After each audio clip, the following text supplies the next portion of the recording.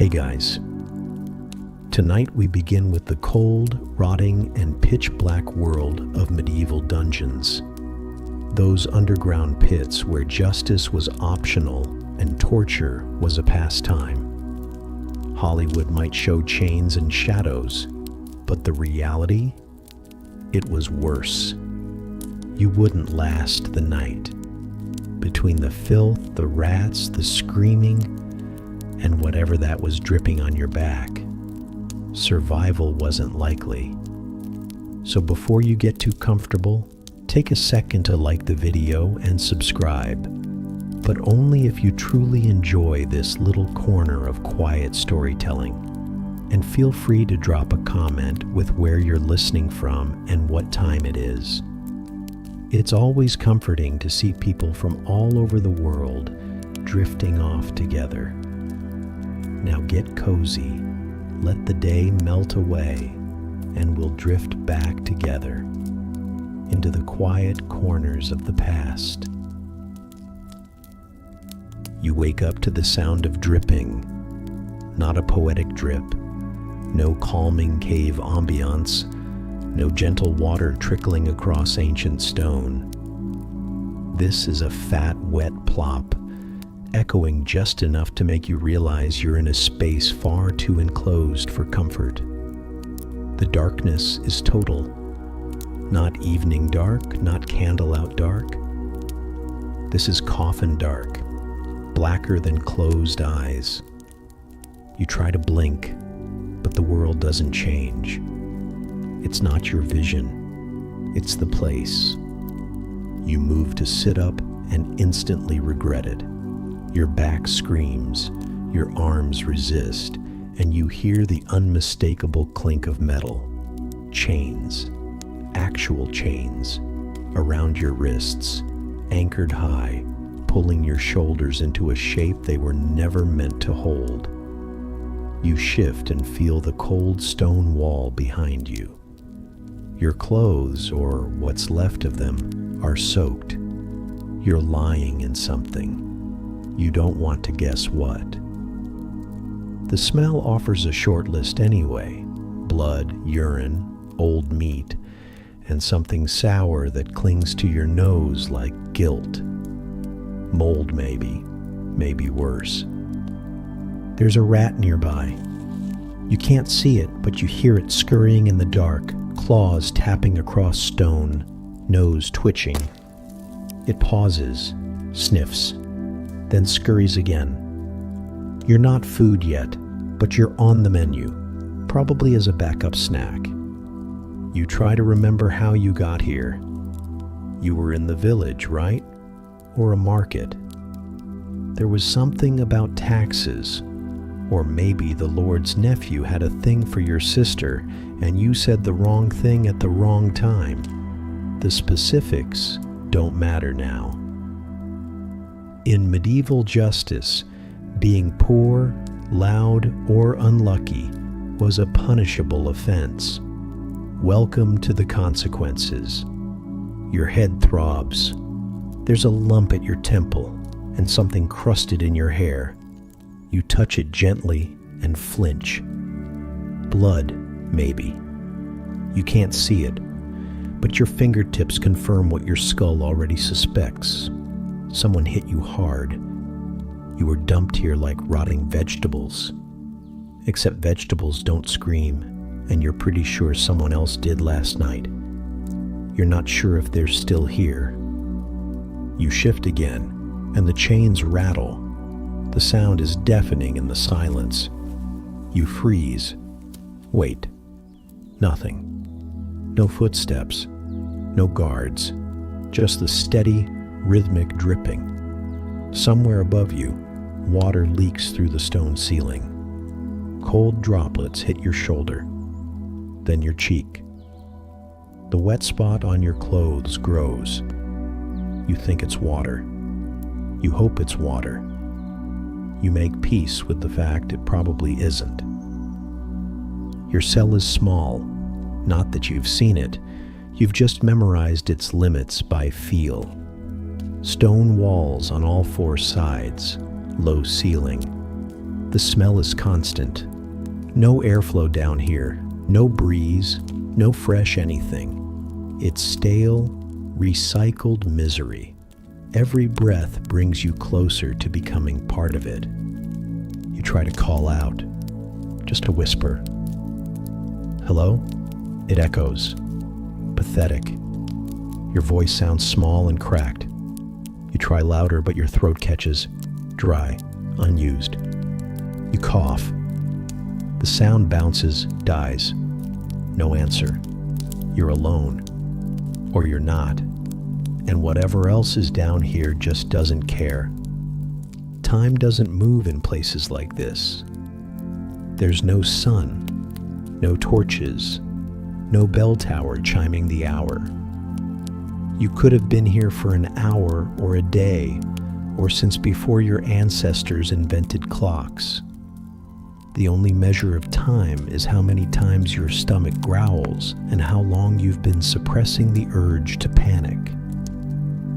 You think about standing up. Then remember your legs. They work. Sort of. But they're stiff, like they've been locked in place for hours.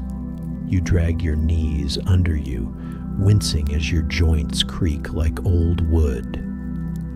You make it halfway upright before your back spasms, and you slump back down. That's when you feel it, the chain at your ankle, just long enough to let you shift, not long enough to let you move. A whisper brushes your ear, not real, just your breath.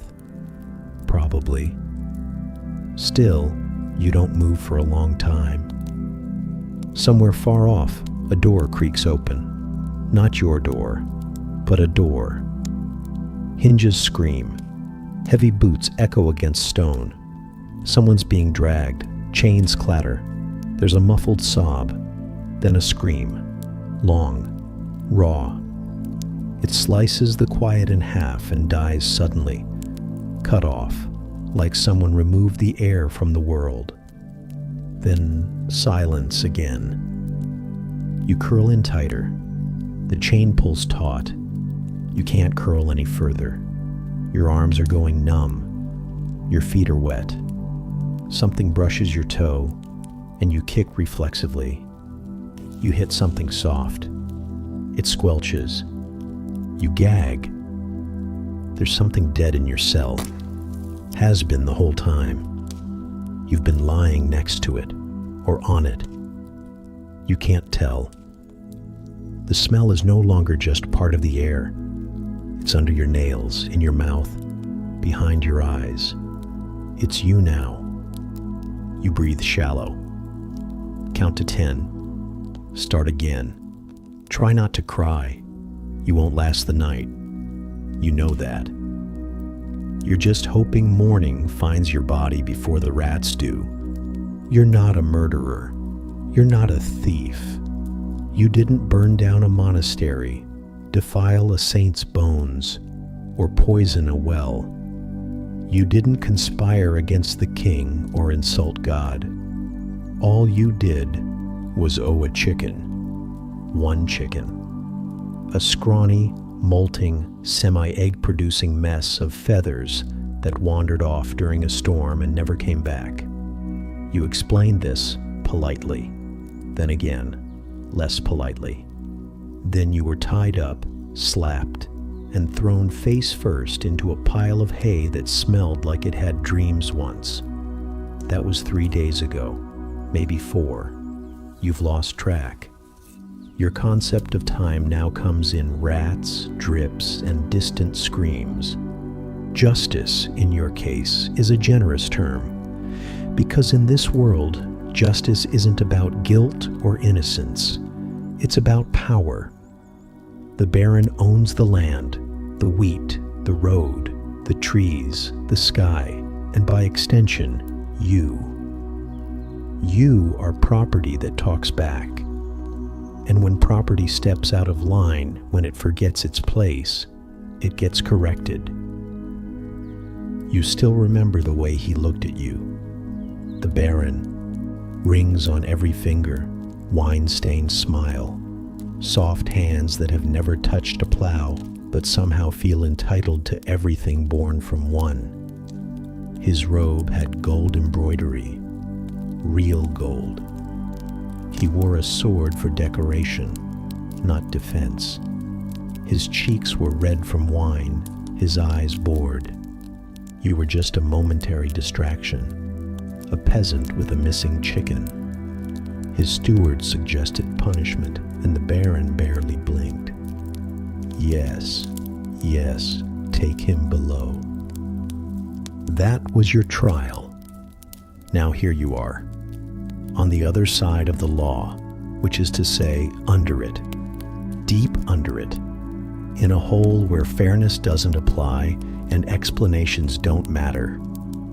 You want to scream, "I didn't do anything," but you've already tried that. It echoed back to you and sounded pathetic. The walls weren't listening. Neither were the rats. The guards, if you can call them that, aren't concerned with truth. Their job is to apply discomfort until you either confess or die, preferably both. Confessions make good reading material for the town clerk, and corpses make space for the next peasant with the audacity to speak. When they brought you in, they didn't ask questions. They didn't need to. The fact that you were there meant you were guilty of something. Maybe not a crime, but an attitude, a tone, the way you didn't bow low enough when the tax collector came by, the way you looked the steward in the eye instead of the ground. A personality defect, maybe, something undignified, something ungrateful. You'd like to believe this is all a misunderstanding, that someone will come explain the situation. Maybe the neighbor who saw the chicken get swept away. Maybe your sister. Maybe a sympathetic monk.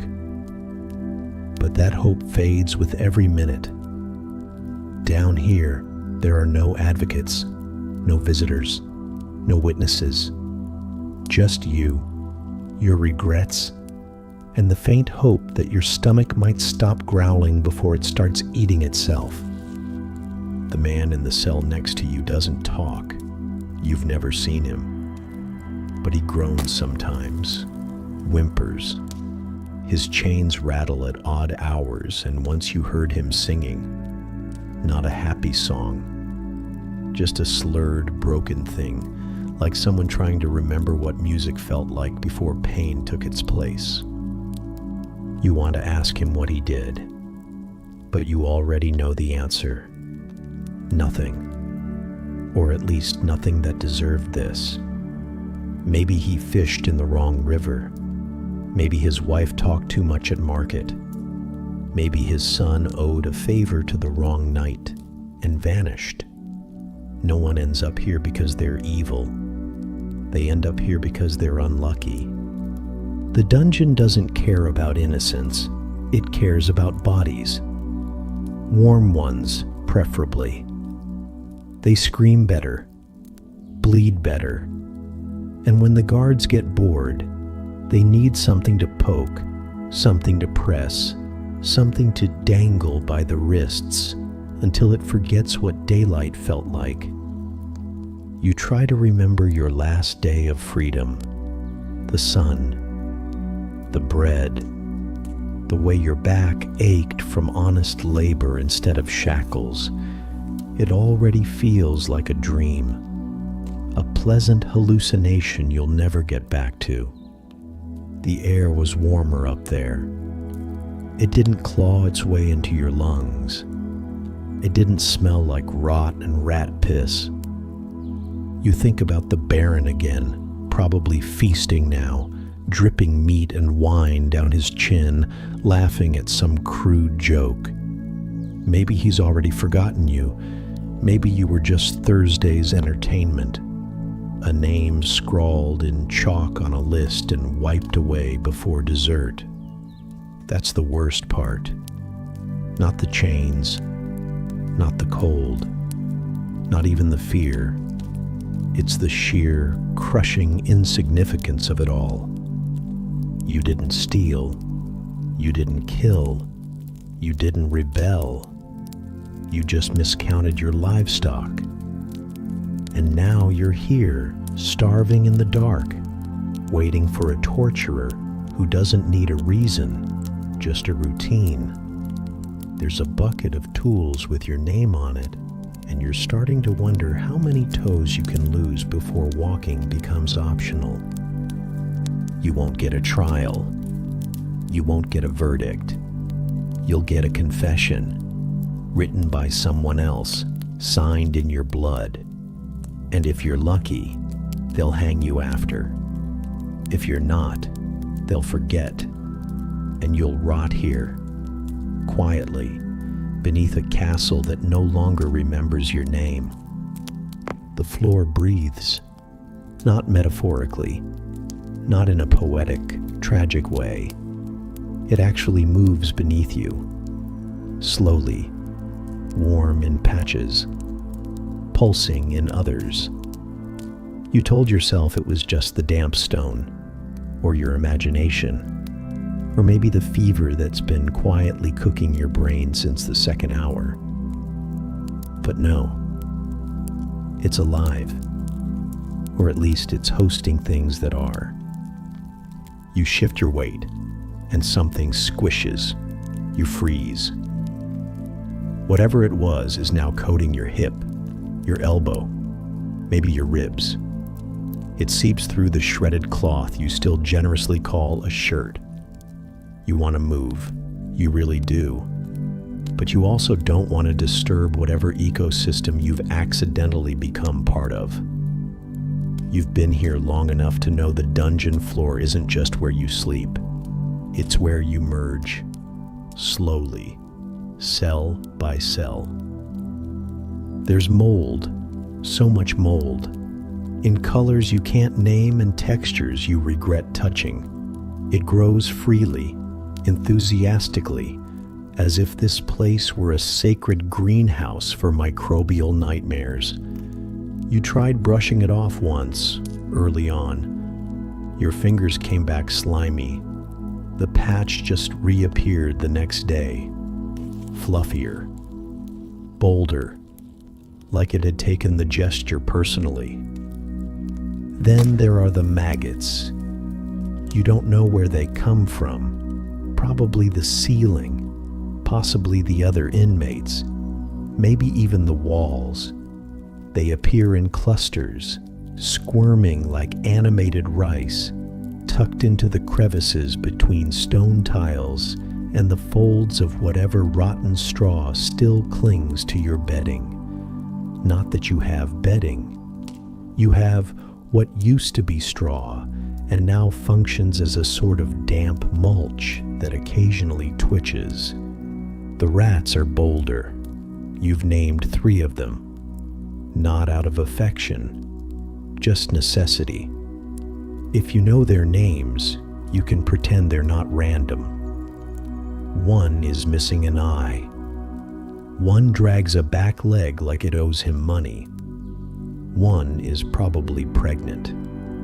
She glares at you every time she passes, like she's considering subletting part of your cell. You once tried to shoo her. She hissed. You apologized. At night, they come closer. They sniff your toes, your scabs, the spots where your skin has started to break open from lying too long in one place. You swatted at one once. It bit you. Not hard, just enough to remind you who's lower on the food chain. You haven't tried again. Everything is wet, not in a refreshing way, not like morning dew on a hillside. This is dungeon wet. This is standing water that refuses to go anywhere. It collects in the dips in the floor. It seeps up through cracks.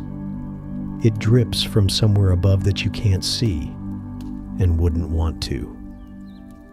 Your feet haven't been dry in days, maybe weeks. You've stopped counting. Your skin is peeling. Your nails are soft. You're growing fungus in places you didn't know could grow things. Congratulations. You're a science experiment.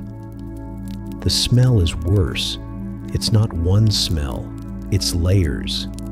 Decay, mildew, rusted iron, old waste, and something sharp and sweet that makes you dizzy if you breathe too deep. You have. You learned your lesson. Shallow breaths now, through the mouth. Even that's a gamble. Once, in a moment of optimism, you tried to clean your space. You used a rag from your shirt and a corner of the wall. You managed to scrape away some gunk, reveal a little stone beneath the filth. You felt proud, human. Then a beetle the size of your thumb crawled out of the crack and stared at you like you'd violated a lease agreement. You stopped. Sometimes you think you hear the floor talking, not in words, in bubbles, in groans, like the stone is shifting, exhaling, like it's digesting. Maybe it is. You wouldn't be surprised if the dungeon itself was alive. After all, you feed it. You bleed on it. You sleep on it. You cry into it. What else does it need? Your back is covered in sores. You try not to think about them. One of them burst last night when you rolled over. The fluid soaked into your tunic, which means it soaked into the floor, which means it's probably being shared now. You wonder if that's how infection spreads down here, through the ground, through shared misery. You're part of something, a biome, a living, weeping, crawling community of rot. The guards never step inside. They stay at the threshold. They toss food in, if you're lucky, a crust of bread, a ladle of gray water. They never cross into the damp zone. You used to wonder why. Now you know, the floor claims things. Boots, balance, soles. You don't sleep anymore. Not really. You drift. Between itches and bites and cramps and the creeping realization that your body is betraying you in slow motion. When you do drift off, it's never long. Something always wakes you. A rat, a dream, a shift in the breathing floor beneath you. You are not resting, you are fermenting. You used to think rock bottom was a metaphor, something people said when their life fell apart. But this is it. This is the literal bottom. Cold stone, festering warmth, and the quiet, endless hum of things that are far too alive for comfort.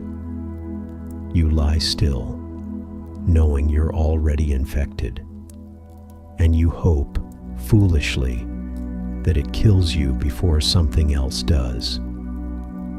The footsteps are the first sign. Slow, deliberate, louder than they need to be.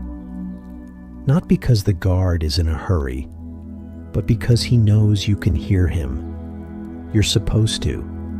It's part of the ritual, the build-up.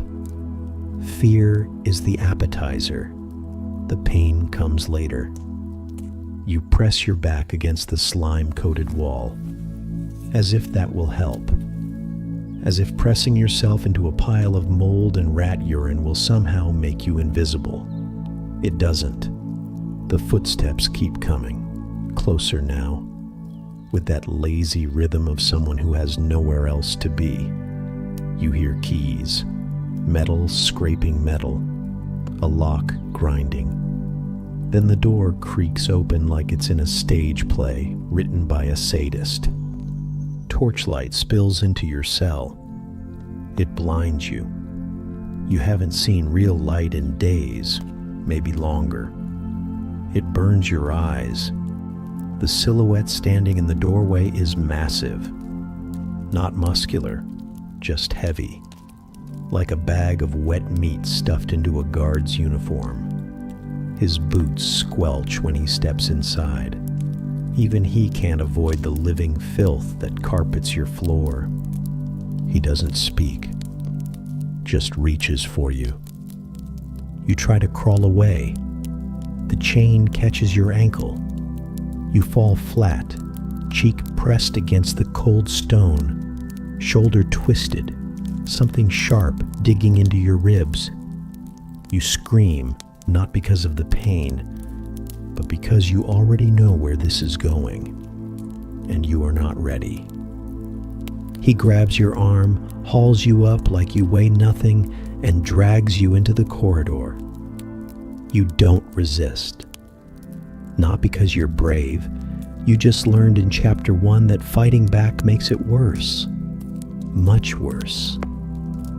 The corridor smells like smoke and sweat and old metal.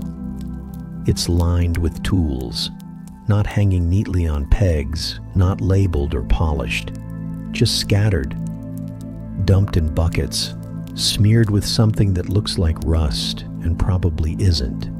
A blade, a spike, a bar with a crank. Things that don't have names in your vocabulary, just shapes and implied outcomes. You pass a table, it's stained, deeply, permanently. Someone once tried to scrub it clean. They gave up. Now, it's just a mural of failure, dried blood in starburst patterns, bone fragments lodged in the wood, a tooth still perfectly intact, sitting in a crack like it's waiting for the mouth it used to belong to. They tie you down, wrists, ankles, neck. The leather straps are cracked and stiff, soaked in too many regrets to ever be soft again. You can't move. That's the point. Movement makes it messier. They like clean lines. Another guard enters. This one is grinning, not because he enjoys it, though he probably does, but because this is the only time anyone listens to him. In the real world, he's nothing. Down here, he's God. And today, you're his sermon. He holds up a thumbscrew, shows it to you like a magician about to reveal a trick. You already know the trick. It's simple. He puts your thumb inside. He turns the crank. The metal presses in, slowly, meticulously. Bones don't snap right away. They compress. They shatter like stale bread. It takes time. That's the performance. You beg, not because you think it will work, just because you're out of options. You say you're sorry. You say you'll do anything. You admit to things you didn't do. You lie. You weep. You try to make your pain interesting. But this isn't about answers. It never was. They start with one hand, thumb and forefinger. The crank squeaks.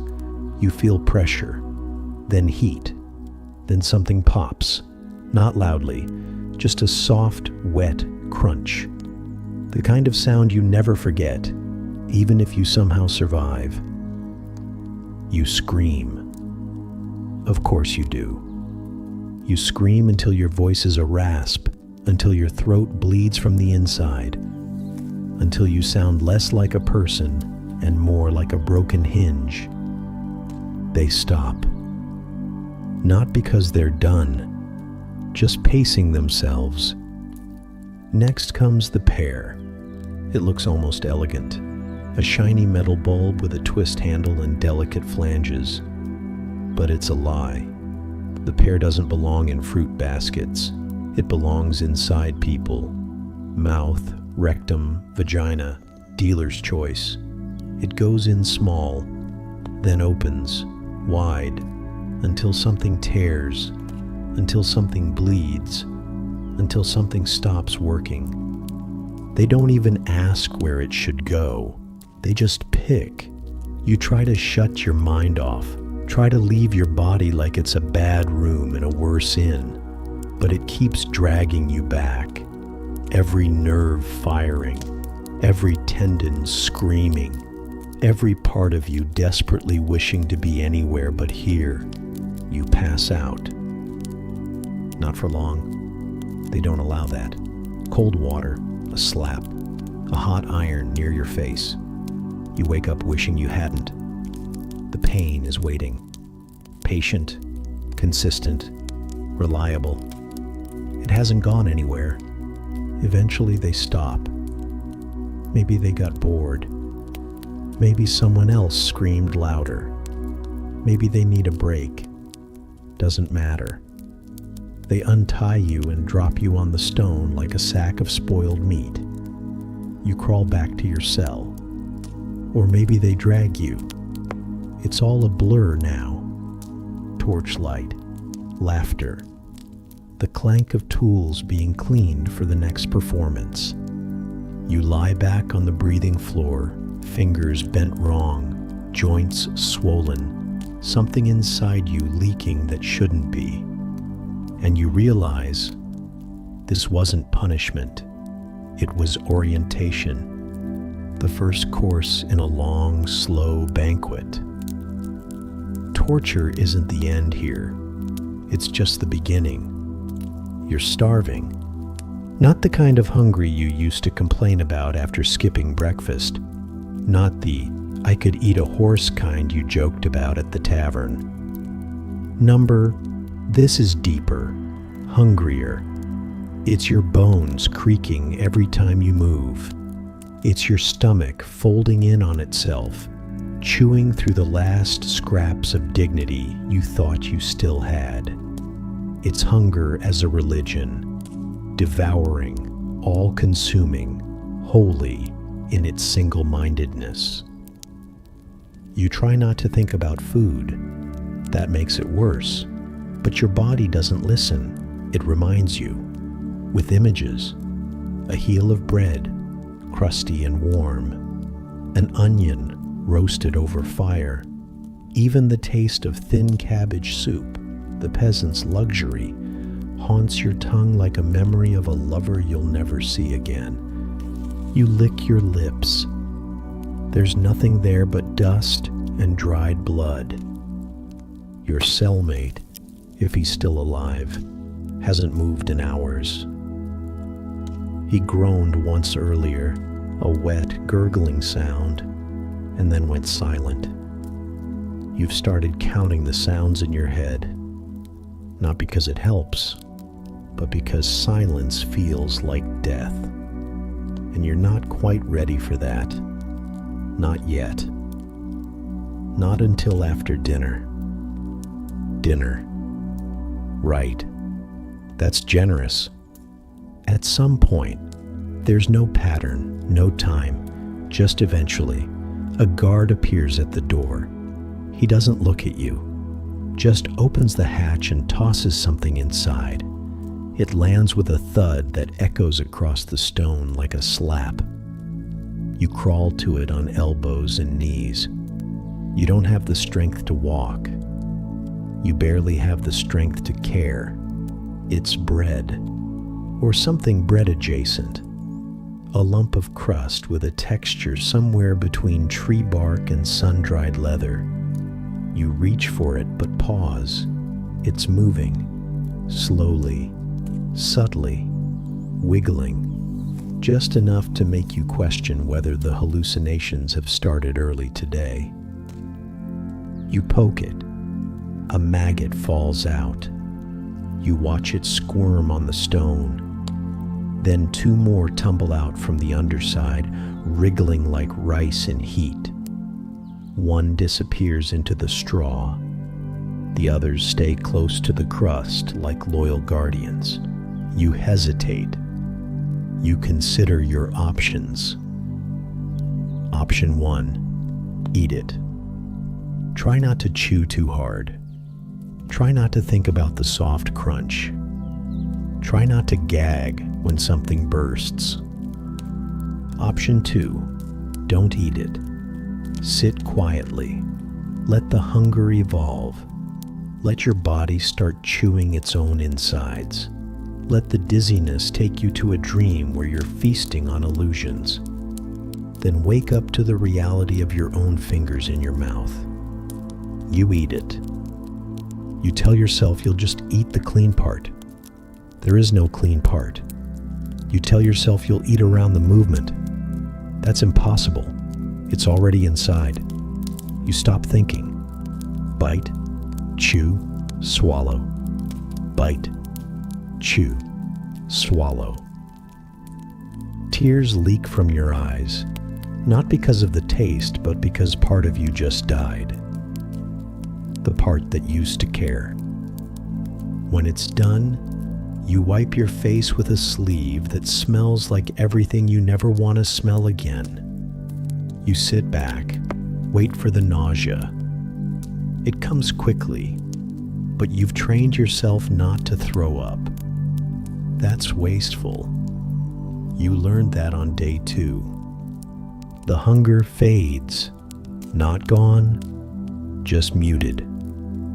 Like a bear retreating into the woods to wait. It'll be back. Soon. Hungrier. Meaner. You look at your hands. They're thinner than they were. Veins like ropes. Skin tight against bone. Fingernails cracked and blackened. One is missing. You don't remember how. You think the rat took it. You glance over at your cellmate again. He's still not moving. He might be sleeping. He might be dead. You don't ask.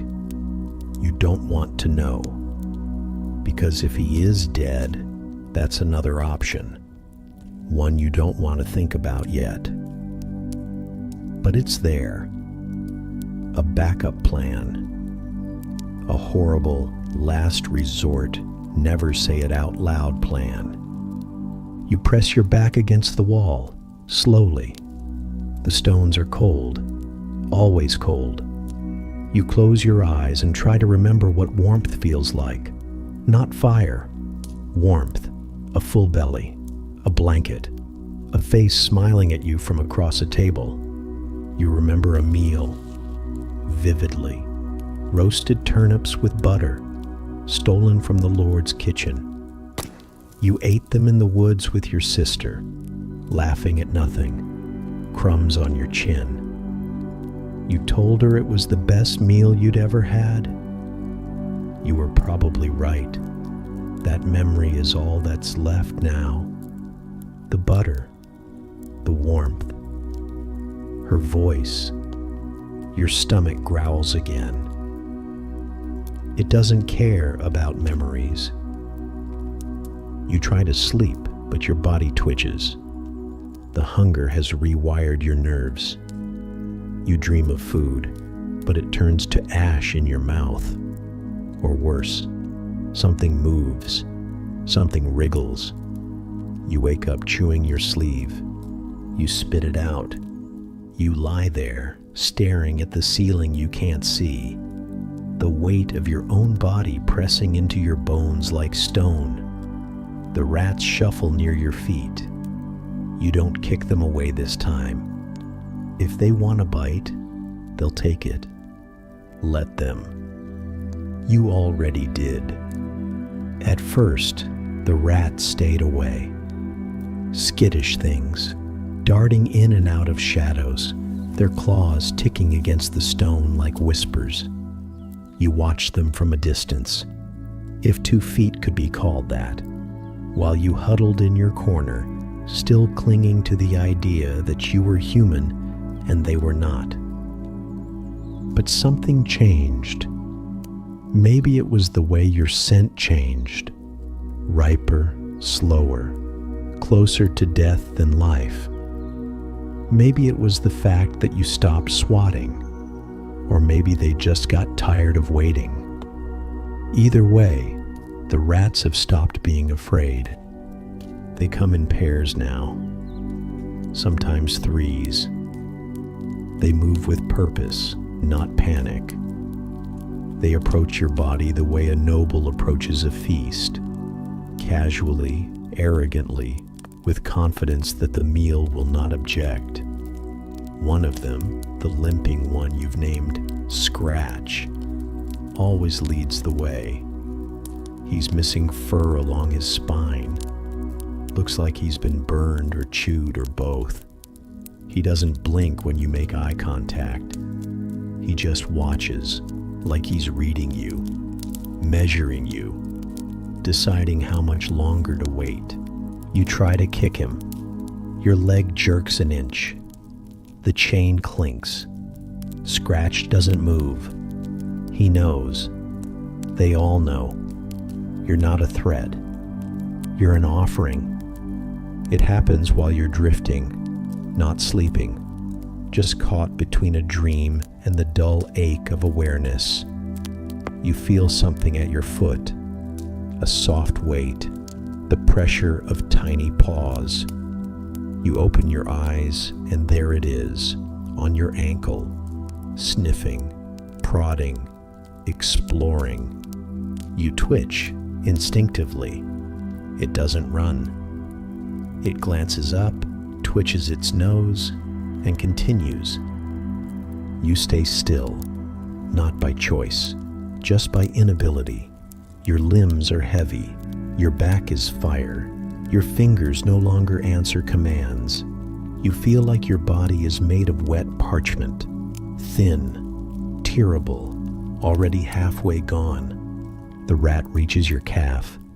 There's a sore there, a crusted scab from some earlier scrape or bite or torture that didn't finish properly. You feel its nose touch it, then its teeth, a pinch, then pressure, then tearing. You scream, or try to. It comes out hoarse, cracked, like a whisper carried on sand. The rat doesn't flinch. It pulls harder. A chunk comes free. You feel the warmth, then the sting, then the numbness. It's eating you. Not metaphorically, not as some grand symbol of your descent, literally, right now, piece by piece. You try to sit up. Your arms fail. You try to roll. The chain says no. You reach for the rat and swat weakly. Your hand brushes its fur. It moves just out of reach.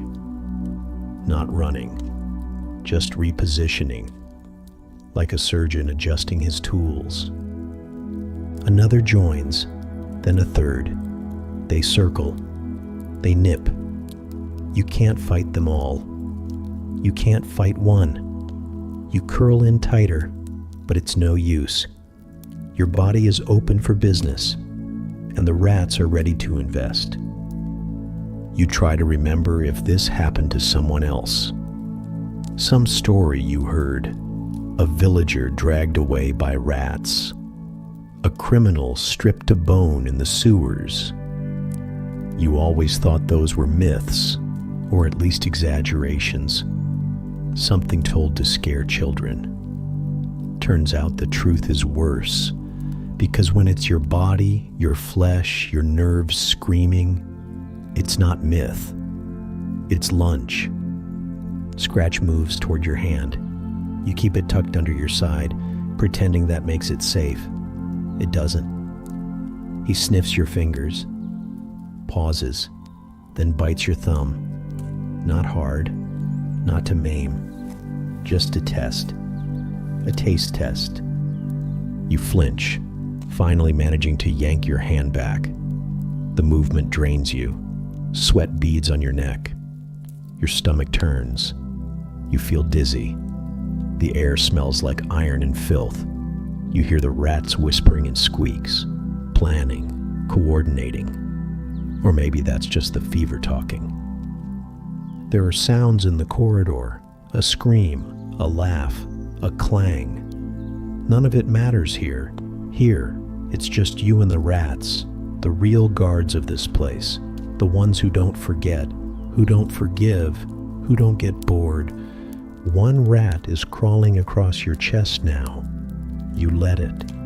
You've stopped resisting, not out of peace, but because you've run out of fight. It noses at your collarbone, finds a patch of open skin, begins to nibble. You feel the scrape of teeth. You shiver. Congratulations. You're no longer the prisoner. You're the pantry. You close your eyes. Not because you're tired, but because if you have to watch this happen, you might go mad. Not that it matters. The line between sanity and whatever this is has already dissolved into the damp stones beneath you. Somewhere deep in your mind, you wonder how long it will take, how many nights they'll need, how much of you will be left by morning. You hope absurdly that they're quick. You've heard worse stories than this. You just never imagined you'd be one. You drink it before you know what it is. Your body moves without permission, on instinct, on desperation, on a thirst that's been clawing at your throat for what feels like years. You've gone so long without water that the sound of a drip hitting stone becomes a siren song, a promise, a betrayal. You crawl toward the puddle, slowly, joints stiff, lips cracked, tongue swollen. Your hands stick to the floor as you move, like your skin has begun to fuse with the filth. You don't care. You hear the drip. You see the shimmer. You smell nothing. Your nose stopped working days ago, but your mouth waters, if it can even still produce anything but dust. The puddle isn't large, just a palm-sized pool nestled in the curve of a stone groove, like the floor is holding onto it for someone special. You don't hesitate. You dip your face low and slurp, animal-like, too weak to be ashamed. It's not water. The taste hits you first. Metallic, sharp, like licking a blade. Then the smell catches up. Not clean, not fresh. It's copper and rot. Something wrong. Something warm. You gag, but you swallow. You were too thirsty not to.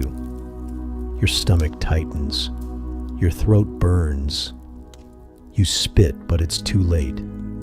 Your mouth is coated. Your tongue stained. The taste lingers like a curse. You stare at the puddle. It doesn't ripple. It just sits there, dark and glistening, reflecting nothing. You look up. The ceiling above is low and uneven, a web of ancient stone and leaking seams. There's no pipe, no gutter, no rainwater trickling in from the world outside. Just a blackened stain that creeps along the cracks like a forgotten wound, and a drip. Every few seconds, plop, right into the puddle. You watch it land, dark, thick, not clear, not water. You back away, slowly, shaking. Your stomach gurgles in protest, unsure if it wants more or if it's about to revolt. You try to convince yourself it was just dirty water, that your mind is playing tricks, that the dungeon exaggerates things, smells, colors, fear. But deep down, you know, you tasted it. It was blood, not fresh, not warm, but not old enough to forget what it was. The flavor is impossible to mistake. You've bitten your own tongue enough times in here to know exactly what blood tastes like. This was the same, only worse, like it had come through something rotten on its way down. You feel it now, in your gut, thick and sloshing, the kind of liquid your body wasn't meant to absorb. You try not to think about where it came from, who it came from, but your mind, unhelpfully, supplies theories. The cell above yours? Maybe someone's dying up there, or already dead. Maybe they're bleeding through the cracks, a slow leak of agony and neglect. Or maybe it's runoff from the torture room, a spillover from the day's entertainment, a slop chute for the excess. Or maybe the stones themselves bleed. Maybe this place has absorbed so much suffering that it's begun to exhale it. The dungeon isn't just walls and locks. It's a living thing now. It sweats. It bleeds. It feeds. You huddle in your corner, arms wrapped tight around your legs, rocking gently, not for comfort, but to keep yourself conscious. You feel your pulse in your ears. Your breath comes shallow. Your mouth still tastes like rust. You think about thirst, about how quickly the line between need and horror disappears. A day ago, you'd have gagged at the thought. Blood in your mouth, not yours. But now, you'd drink it again. You know that. You hate it, but you know. Thirst doesn't care about dignity. It scrapes you clean, reduces you, leaves only the primitive, the crawling thing inside your chest that wants to survive at any cost. You try to spit again. Dry. Nothing left. The puddle sits where you left it, replenishing, one drop at a time. You know you'll drink it again. Maybe not tonight, maybe not right away, but the time will come. The drip will call you back. Your mouth will ache. Your head will pound. Your body will drag itself across the floor, desperate for something, anything to drink. And it'll be waiting, dark, metallic, familiar. The rats know not to drink it. They sniff and turn away. But you're not a rat. You're worse now. You know what it is, and you'll still crawl to it. That's what thirst does. That's what this place does. It breaks the part of you that says no, one drop at a time. You're not alone anymore. You weren't alone before, technically. He was here already, slumped in the corner, half wrapped in shadow and a blanket of flies. But back then, there was still a chance. A groan now and then, a twitch, the occasional gasp like he was fighting to stay. You both were. Now he's still. Fully. Utterly. And he's not going anywhere. He died 3, or was it 4, days ago, you think. Time here is sludge. But you remember the final sound, a breath that didn't come back, a wet, rattling cough, followed by a silence that was somehow heavier than his moaning ever was. After that, nothing. Not from him, not from anyone. Nobody came. No guard, no priest, no man with a cart. He just stayed. He still is. Lying in the same shape he collapsed in, legs curled like he meant to sit up one last time, head cocked against the stone wall like he's eavesdropping on death. His eyes are open, wide, dry, focused on something beyond you, or maybe on you. It's hard to tell. You try not to look, but he's in your line of sight. Always. You shift left. He's there. You roll right. Still there. His mouth is open too. Mid-scream, mid-breath, mid-warning. He died with something to say, and now it's frozen on his face forever. At first, you told yourself they'd come for him. There's protocol. Even in hellholes, even for the forgotten. But the door stayed closed. The guards don't care. You've seen them walk past, glance inside, shrug. One of them laughed, said, "Guess you got the quiet one now." He's not quiet, though. Not really. He doesn't move, but he makes himself known. The smell arrived on day 2. It's inescapable, thick, sweet, rancid. It presses against your throat like a hand. Your stomach clenches every time you inhale, but there's nowhere else for your breath to come from. You tried covering your nose with fabric. Pointless. The cloth smells worse. Then came the sounds. Not from him, of course, from inside him. Burbling, shifting, things moving that shouldn't. A rat disappeared into his tunic last night. Crawled right in like it was a burrow.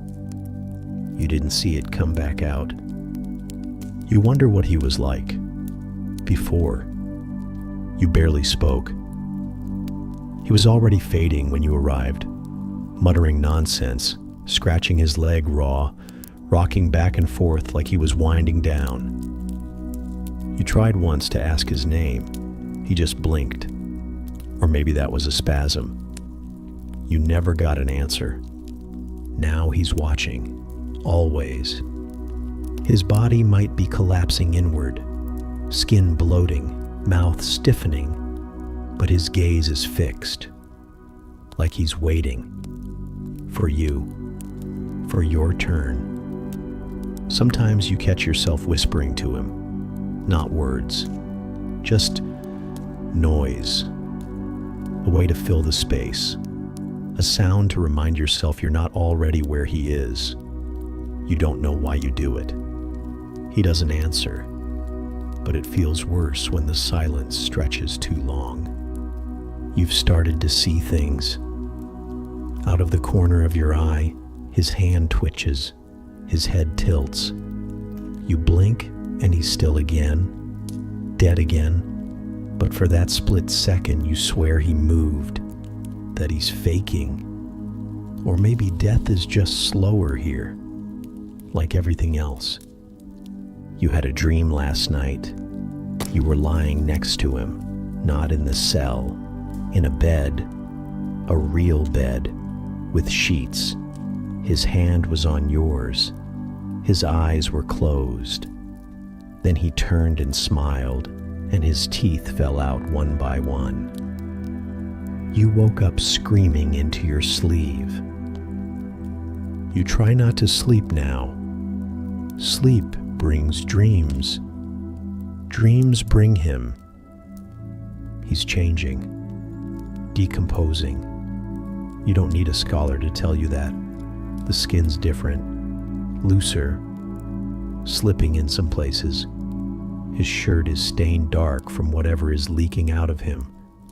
His jaw's unhinged a little more each day. It clicks when the rats crawl over it. You've stopped shooing them. You don't have the strength. And maybe, deep down, you're hoping they'll finish him. Clean him up. Make him disappear.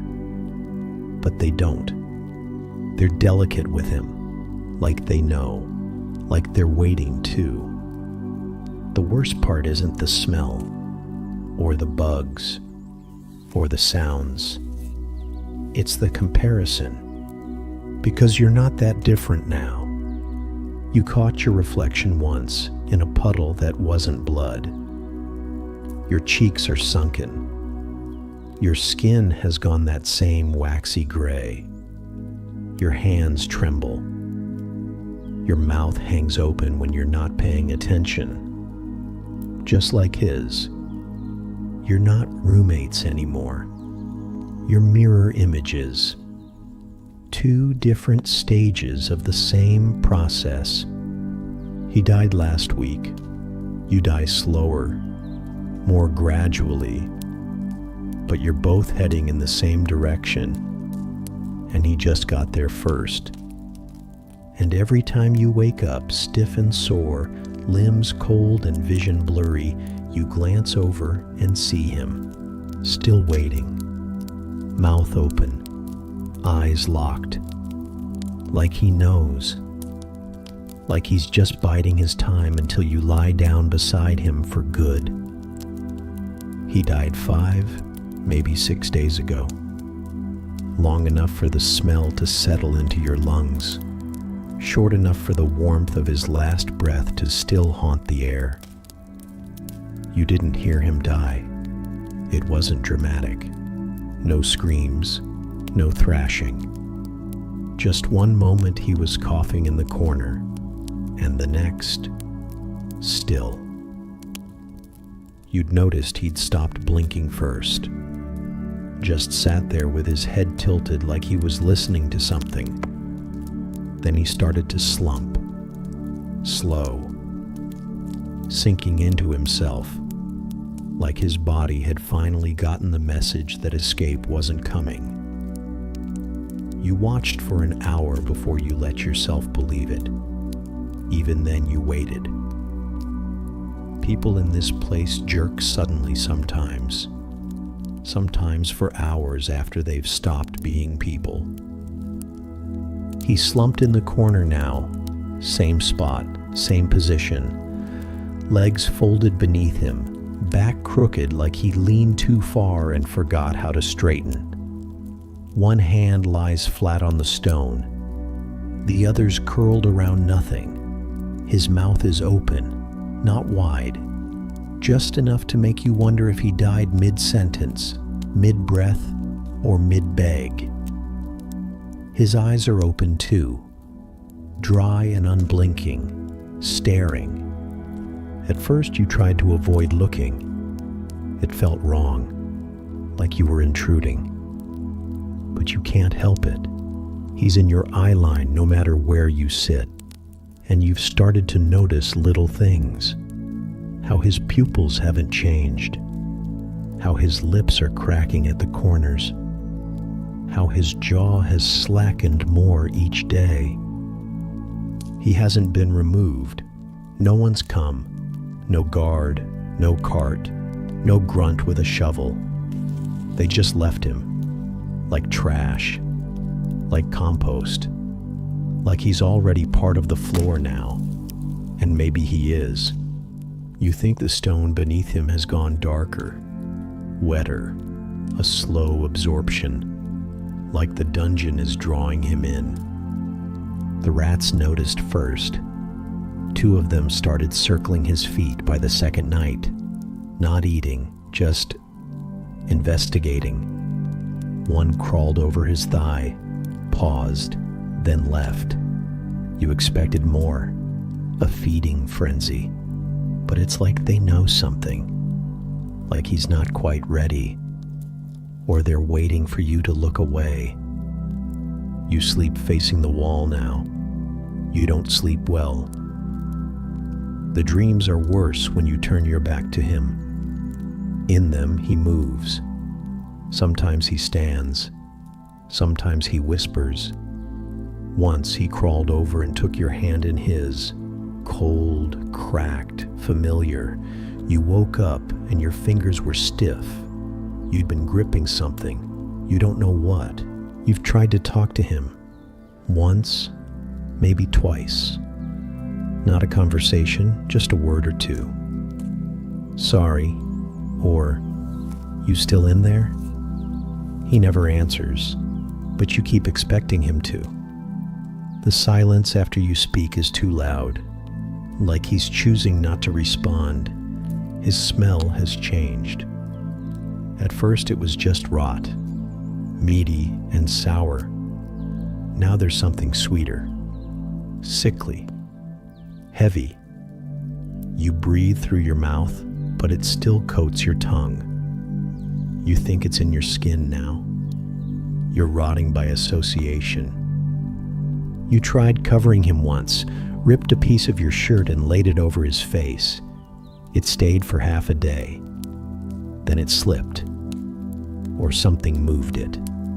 You left it after that. Let him stare. Sometimes you think he blinks, not often. Just in the edge of your vision, a flicker, a twitch, a tiny movement you can never prove. Once, you swear his head tilted. Just a little. Just enough to keep you from sleeping again. You've started to imagine what he looked like before. Before the sores, the sagging skin, the pale crust around his nose. Was he tall? Did he have a family? Did he scream when they brought him in? Or did he go quiet like you did? You'll never know. But your mind builds a version of him anyway. Gives him a name, a job, a laugh, something to make him real. Because if he was real, then maybe you still are too. But the truth is, he's more you than you want to admit. He's just ahead of schedule. A few skipped meals, a few infections, a bad night with the torturer, and you're in his corner, slumped, open-mouthed, staring. You keep checking your fingers for swelling, your toes for cold spots, watching for the signs he had before he stopped moving. The peeling skin, the shallow breath, the way he started mumbling to no one. You listen for those sounds in yourself now. You're not scared of death anymore. You're scared of dying like that. Quiet, alone, unnoticed. You glance over. He's still staring. Like he knows. Like he's waiting. Like he's just holding your place in the corner. Night doesn't fall in the dungeon. It sinks, like a body tied to a stone. You don't notice it at first. There's no window to mark the sun, no moonlight to cast shadows. Time bleeds here, but your body knows. The air changes. The cold grows teeth. The stone starts sweating. And something inside you says, it's happening again.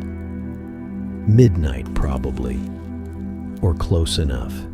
You're curled against the wall, knees pulled in, bones grinding against stone. Every inch of you aches. Your shirt is damp with filth and your own breath, and your fingers won't uncurl no matter how much you will them to. You stopped shivering 2 days ago. Now you just twitch. You think it can't get darker. You're wrong. The first sign is the leak, a slow drip from the ceiling you forgot was even up there. It starts faint, one plop, then another, then a thin stream, warm and sudden, lands squarely on your face. You jolt, not from fear, reflex. Your body thought it was a spider, or maybe it hoped. You wipe your face and sniff your fingers. It smells like mildew and iron. You don't want to guess where it's coming from. A broken pipe? A bleeding body? Condensation mixed with regret? You shuffle to the side. The leak follows. You shift again. Another drip lands, this time behind your ear. It feels intentional. Then come the rats, not the bold, curious ones you've learned to tolerate. These are louder, frenzied. You hear them screeching in the corridor, claws skittering like 1,000 tapping spoons on stone. They're not walking, they're running, fleeing. You tense, muscles stiff and useless. The cell suddenly feels too small, too open, too exposed. Whatever's coming, even the rats want no part of it. They dart past your cell, ignoring the crusts you left out, ignoring you. That's what scares you most.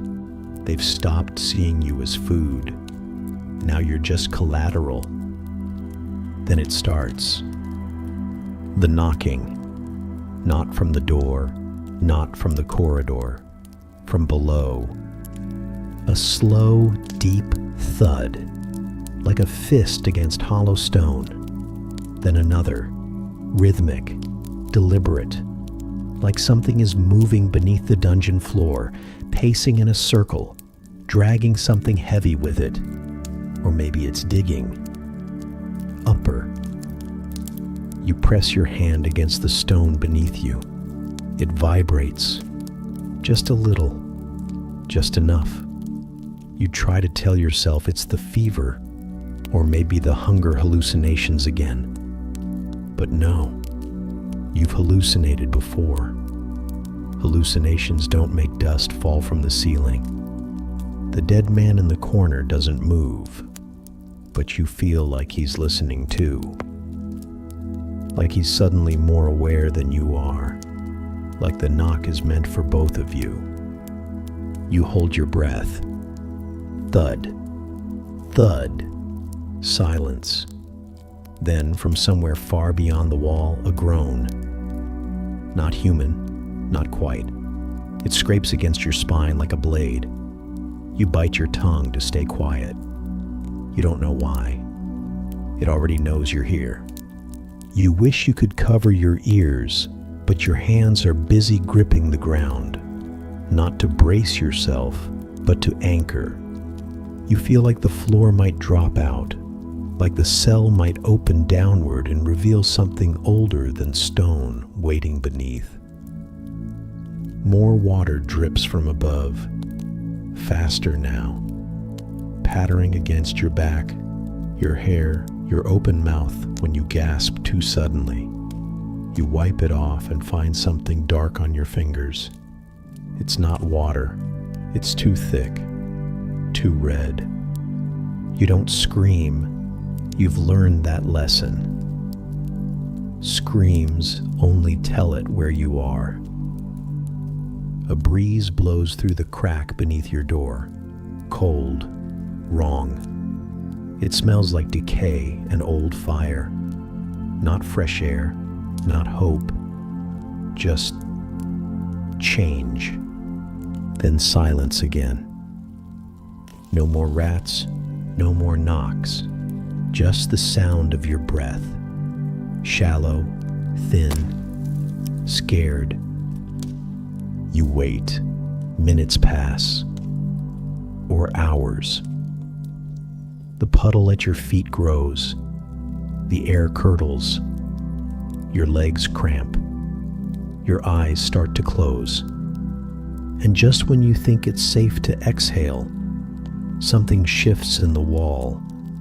A stone grinds.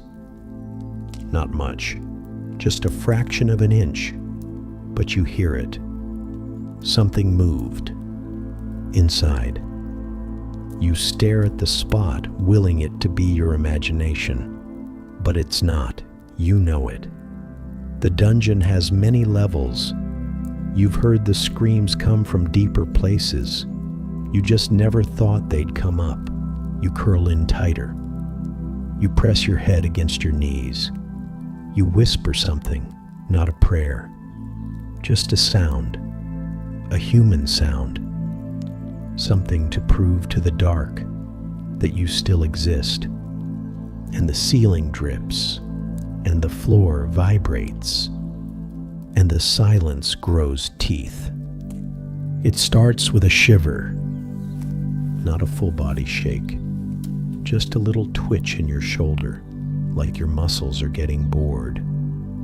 Then your neck joins in, your jaw clenches, your teeth start to click against each other like stones in a sack. You think it's just the cold. The dungeon's always cold, but this is different. Then comes the sweat, hot, sour, relentless. You're freezing, but your skin thinks you're burning alive. Your shirt sticks to your back like wet parchment. Your hair clings to your scalp in clumps. You wipe your forehead and your hand comes away drenched. You blink. The cell tilts sideways. You're sick. Not sore throat, stay in bed sick. Not 2 days of broth and a blanket sick. This is medieval sick, which means you're already halfway dead. You try to remember how it started. Was it the rat bite?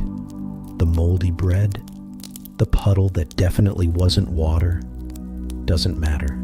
There's no doctor, no nurse, no one to ask what's wrong. You could scream all night and maybe, a guard would check to see if you've died yet. And if you haven't, he'll slam the hatch shut and walk away. They don't clean up the sick. They wait for the corpse. Your stomach rolls. Something inside you twists, tightens, then releases. You lean forward and vomit. Hard. It splashes across the stone, thick, red. You stare at it, trying to figure out what part of you just came out. Blood. Not much at first, just a streak. Then more. Foamy, stringy, metallic. Your throat burns like you drank hot coals. Your chest contracts again and more comes up. Your body's rejecting itself. You crawl away from the mess, but your limbs don't work right. You slump against the wall and the stone steals your heat like it's owed. Your skin itches. Your hands tremble. Your vision pulses. Bright, dark, bright again. You hear buzzing. No flies, just in your head. A swarm of invisible wasps drilling into your temples. You press your hands against your skull, trying to hold it together. You fail. A sound escapes your mouth. Part moan, part growl. Animal. Useless. Your skin hurts everywhere. Your back is boiling. You lift your shirt and see red welts blooming across your ribs. Some are blisters. One has already burst. Pus leaks slowly down your side like melted wax. You press it. Bad idea. The pain rockets through you like lightning, and you retch again. Nothing comes out. Just air and blood and that empty scream you can't swallow anymore. You're shaking now, all over. Your feet twitch uncontrollably. Your fingers claw at the ground. Your teeth chatter so hard you think they'll break. You used to have a name, a story, a past. Now you're just this, a fever in the shape of a man. There's movement outside the cell. Footsteps. You look up. Hope flares. Brief, stupid, human. A shadow passes the door. It pauses. You cough. Loud, wet, desperate. The hatch slides open. A guard peers in. Bored, blank-faced. He sees the blood, the vomit, the blistered skin. He sniffs, winces, and closes the hatch without a word. That's it. You've been diagnosed. Terminal nuisance. You curl into yourself. There's no warmth, no blanket, no fire. Just the heat your own body is producing as it dies from the inside out. You wonder how long it'll take. A day? 2? You've seen others fade slower. Some scream the whole time. Some go silent and just melt.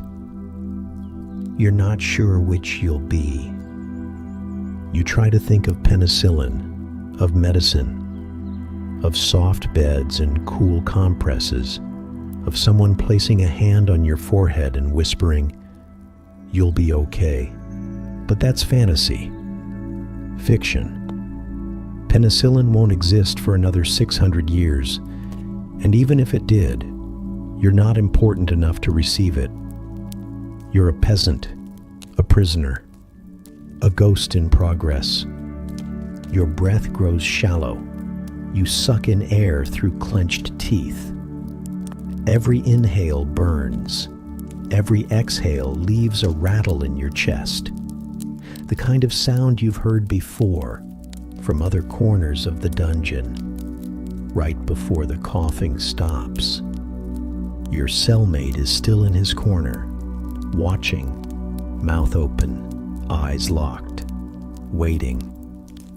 You wonder if he was sick too, if he bled like this, if he fought as hard, or if he knew when to give in. You blink. The cell spins again. Your bones ache. Your skin pulses. You want to sleep. Just for a minute. You close your eyes, and the dungeon leans closer. You don't have much, but you have ears. And in a dungeon like this, that makes you wealthy. You start to notice the voices first. Faint, croaking, not screams, those you're used to, but quiet threads of conversation, like someone whispering through a wet cloth. It's coming from the cells across the corridor, the ones with barred doors instead of stone walls, the luxury suites. You shuffle closer to the edge of your cell, dragging your body like a sack of bad decisions. You lean your head against the wall and listen. The first voice is male, gravelly, measured, like someone who once gave commands for a living. He's talking about land disputes, grain tariffs, border conflicts, words that don't belong down here. You think maybe he's mad, but then the second voice cuts in. Female, dry, sharp, mocking. She calls him Your Grace. The first time you think it's a joke, but then he responds with silence, the kind that only comes from someone who expects to be obeyed. You've heard that silence before, from nobles passing through your village on horseback. You know the type. He is a duke, or was, until very recently, if his cough is anything to go by. Not old, not young, educated, bitter. You piece it together in scraps over a few days. Betrayed by a cousin, falsely accused, land seized, thrown in here to rot until the new regime is too entrenched to be questioned. The woman? She's not nobility. She doesn't talk like she's ever owned a chair. She laughs at the Duke when he starts strategizing about escape. Says it's charming that he still thinks there's a world beyond these walls.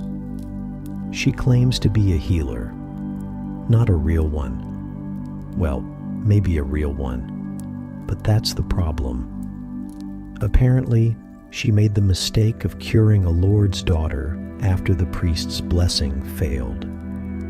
Then she sneezed during the wrong service. Right near the altar, right near the priest. One cold later, and now she's a witch.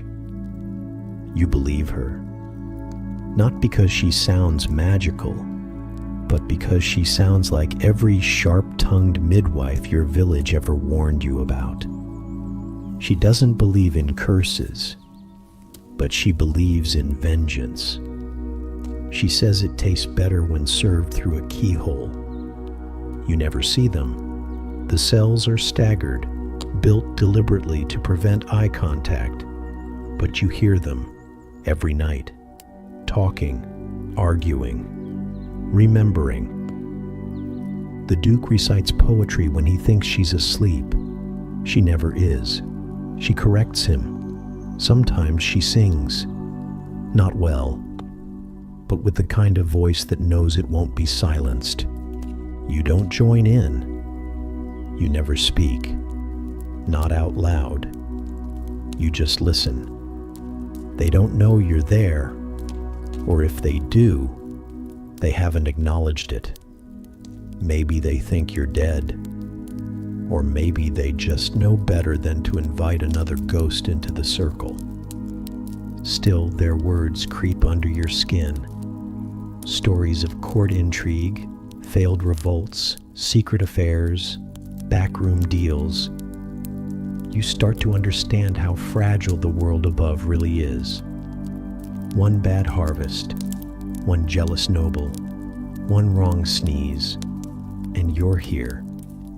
With the rats, with the fever, with history's mistakes. You learn things you shouldn't. The Duke talks in code sometimes, names you've never heard, places you've never seen. He mentions a hidden passage beneath the chapel, a smuggler with a grudge, a guard who drinks too much. The witch laughs at him, calls it fantasy, but you can hear it in her voice. She's hoping he's right. They trade memories like prisoners trade crusts. He tells her about marble floors and silk sheets. She tells him about herbs that can stop a heart with one sip. You file it all away. Not because you'll use it, let's be honest, you're not getting out, but because it's something. A rhythm, a tether, a reminder that people still exist. Then one night it stops. No voices, no arguments, no poems, just silence. You wait, minutes, hours, nothing. You try to sleep. You can't. The quiet is too loud. The next night, same thing. No gossip, no laughter, just the sound of rats and your own breath. You consider calling out, just to see, just to know. But you don't, because what if they don't answer? What if no one's left? Or worse, what if someone new is listening? So you stay quiet, and you wait, and you remember. Because in this place, stories are the only thing that don't decay. Morning is a generous word. There's no sun here, no light, just a shift in the rhythm of suffering. You only know it's morning because the guards start moving again. Boots thud heavier, keys jangle louder. The moans from the other cells begin to rise in pitch. Fear has a schedule down here, and today, it's punctual. The first sign is the scraping of the slot in the door. It opens. Just a little. Just enough for one bloodshot eye to scan the cell. You press yourself back against the wall and pray your shape disappears into the stone. You know it doesn't work. You've seen men try. Curled in corners, hands raised like shields. The guards always find them. Today, the eye moves on. The slot slams shut. You breathe. Once. Short. Shallow. Then the keys come. They always sound the same, mocking. Like the dungeon wants to remind you that freedom exists, just not for you. You hear the first cell unlock. 3 doors down, a shuffle, a scream. Not the tortured kind, the begging kind. That's how it always starts. A rush of promises, bargains, whimpers, then a dragging sound, then silence. The second door. 2 down from you. Same ritual, same result. Your cellmate never screamed. You wonder what they did to him that made him skip that part. You try not to think about what's waiting in the chamber. You've heard things. Everyone has. Rumors passed in whispers. Some tools have names. The pear, the heretic's fork, the Spanish tickler, None of them sound like they were designed for quick mercy. You know what's real, though. You've heard the aftermath. Men come back different, if they come back at all. Some are missing fingers, eyes. Most are missing themselves. They rock in the corner, muttering. Some don't eat. Some don't speak. Some laugh, suddenly and without cause. Those are the worst. You stop sleeping when your neighbor starts laughing at nothing in the dark. They reach the cell next to yours. You hear the keys pause. Then the door creaks open. A voice pleads. You know it. The young boy with the limp. His mother bribed the guard to let him deliver bread once. He dropped a loaf. It hit a noble's boot. That was enough. Now he's next. The guard grunts. Something heavy hits the ground. Then a thud. Then a dragging sound. The boy's voice fades down the corridor. He's not crying anymore. He's making small sounds, like hiccups. But there's no rhythm. Just panic. You listen until the echoes vanish.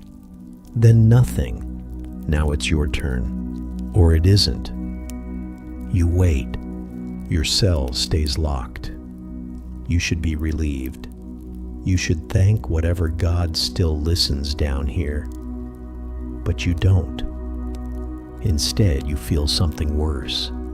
Disappointment. Not because you want pain. You're not that far gone. But because the waiting is its own kind of torture. Every footstep past your door, every creak of iron, every hour that drips by without closure, it chips away at you. You start thinking maybe it'd be better if they just opened the door and dragged you out. Maybe the fear would stop. Maybe the silence in your chest would turn into something sharp and real. You've seen men beg to be taken. After weeks of untouched isolation, they start whispering to the guards, offering themselves. One less day of waiting. One less night curled around dread. At least if you're screaming, you know where you are. You know what part of hell you're in. You wonder if you'll be like that. If you'll stand up one morning, press your face to the door, and say, "Pick me."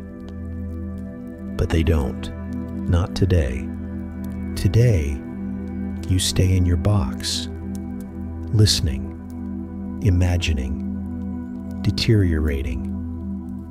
Someone returns. You hear the limp. It's the boy again, or what's left of him. The guards drag him past your door and throw him into his cell like a sack of wet clothes. He groans once, then nothing. You wonder how much they took. Not gold, pieces of him. You wonder how much they'll take from you when it's your turn. Because it will be. Maybe not today, maybe not tomorrow. But the parade loops endlessly. Sooner or later, the guards will remember your face, your name, your file. Or they'll get bored and spin the key ring and stop it randomly. And it'll be your door. And then you'll scream. Or you won't, and you'll come back, or you won't, and the cell will be a little quieter, and the boy next door will stop moaning, and your place in the daily parade will be filled by someone new, someone fresh, someone still praying that today isn't their day, until it is. You don't notice the smell at first, not yours anyway. The dungeon is a stew of filth from the start, sweat, mold, blood, and something sour that no one's named but everyone's tasted. It clings to everything: clothes, hair, tongues. You figured you were just part of the blend, but now it's different. Now you are the smell. It starts with the wound. The rat bite, probably. Or maybe the spot where the guard's boot split your skin open 2 days ago. The scrape didn't look like much then, just a red streak. Now it's black at the edges, puffy, wet. The skin's starting to split, slowly, like it's giving up trying to stay whole. There's a sweetness to it, not the good kind. This is the kind that makes you gag the moment your fingers get near it. A kind of rot that doesn't belong to food. It belongs to you. It is you. You try to press the wound closed. Wrap a piece of your shirt around it. The fabric sticks. You peel it off. Pus strings stretch like glue. You swallow the nausea. There's nothing left to vomit anyway. Your fingernails are brown now. Not stained, changed, hardened, curling inward at the tips. Your skin's starting to peel in sheets. Not dry, just loose, like it's tired of holding on. You caught your reflection once, a flicker in a puddle. It was brief, just long enough to see the lines carved into your cheeks, the way your eyes don't look forward anymore. They sink. You've aged 20 years in a week. If you saw your face on the street, you'd cross to the other side. Your breath is the worst. You try not to exhale through your mouth, but your nose is too clogged to be useful now. When you talk, which is rare, the sound comes out wet, like there's something behind your tongue that wants out. You cough often. Deep, full-body convulsions.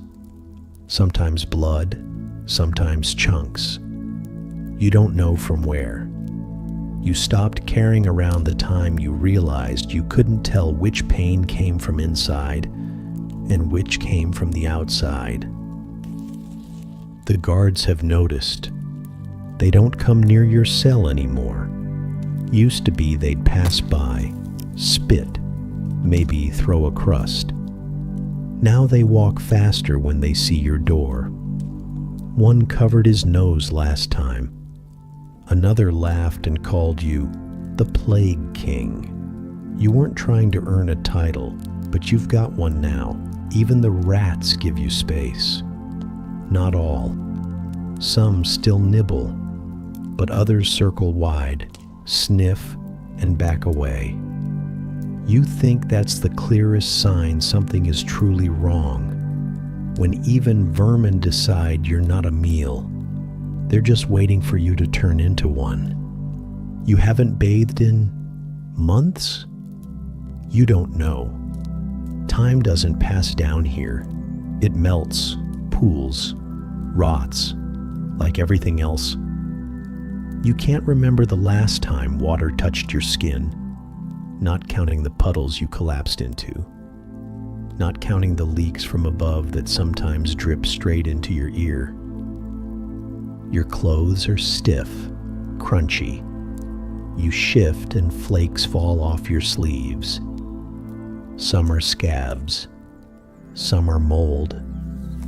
Some are things you've stopped identifying for the sake of sanity. You scratch sometimes without thinking. That's dangerous.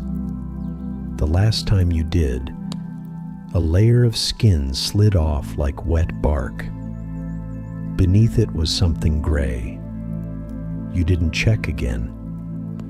No one said it, but you know what's happening. You're decomposing. Slowly, prematurely. You're not dead, but your body is getting a head start. Your cellmate watches, still slumped, still rotting. But even he seems to judge you now, as if he knows you're catching up. You try to remember what clean felt like. A bath, a bar of soap, cold water from a stream, the scratch of a fresh towel. But those memories feel stolen, like someone else's story. Like you were never part of a world where bodies didn't smell like decay by default. The smell gets in your mouth now, not just around you, in you. You taste it when you breathe, like burnt onions and rot and something chemical. You wonder what your organs look like, what color your lungs are, how close they are to giving up. You haven't spoken in a while. Your throat's too raw. When you try, the sound that comes out isn't yours. It's cracked and low and gurgling. You've started mouthing words instead. Not that anyone listens. The walls don't talk back. And still, you're only 3 days in. That's what hits hardest. You feel like you've been here forever, that your body's been breaking down for years, but it hasn't. It's barely begun. 3 days in. 3 days, and your skin is sloughing off. Your breath could clear a village, and your wounds are already writing your obituary. There's no help, no care, no hope. Just a slow unraveling of your humanity, one stinking cell at a time. And somewhere beneath the stench of it all, you start to wonder, what will be left when the smell is all that remains? You hear the keys long before you see the boots. But these aren't torture boots. They're slower, less decisive. These belong to the doctor. At least, that's what the guards call him. You're not sure if it's a title or a joke. His arrival is not an event. No one cheers. No one begs. You just listen as he makes his way down the corridor, stopping every few cells, offering grunts of diagnosis and doses of medieval optimism. You hear snippets, words like humors and bile and balance. One prisoner screams after he leaves. Another vomits. A third falls silent. Eventually, he stops at your cell. The hatch creaks open. His smell hits first, not rot like yours. Something chalky, like dust and old sweat. You don't look up. Looking up makes you a patient. You've learned not to volunteer. Still, he enters. His shoes are soft-soled, but you hear every step. Your body flinches on instinct, expecting iron or pain or laughter. Instead, you get breathing. Shallow. Wet. Then a sigh.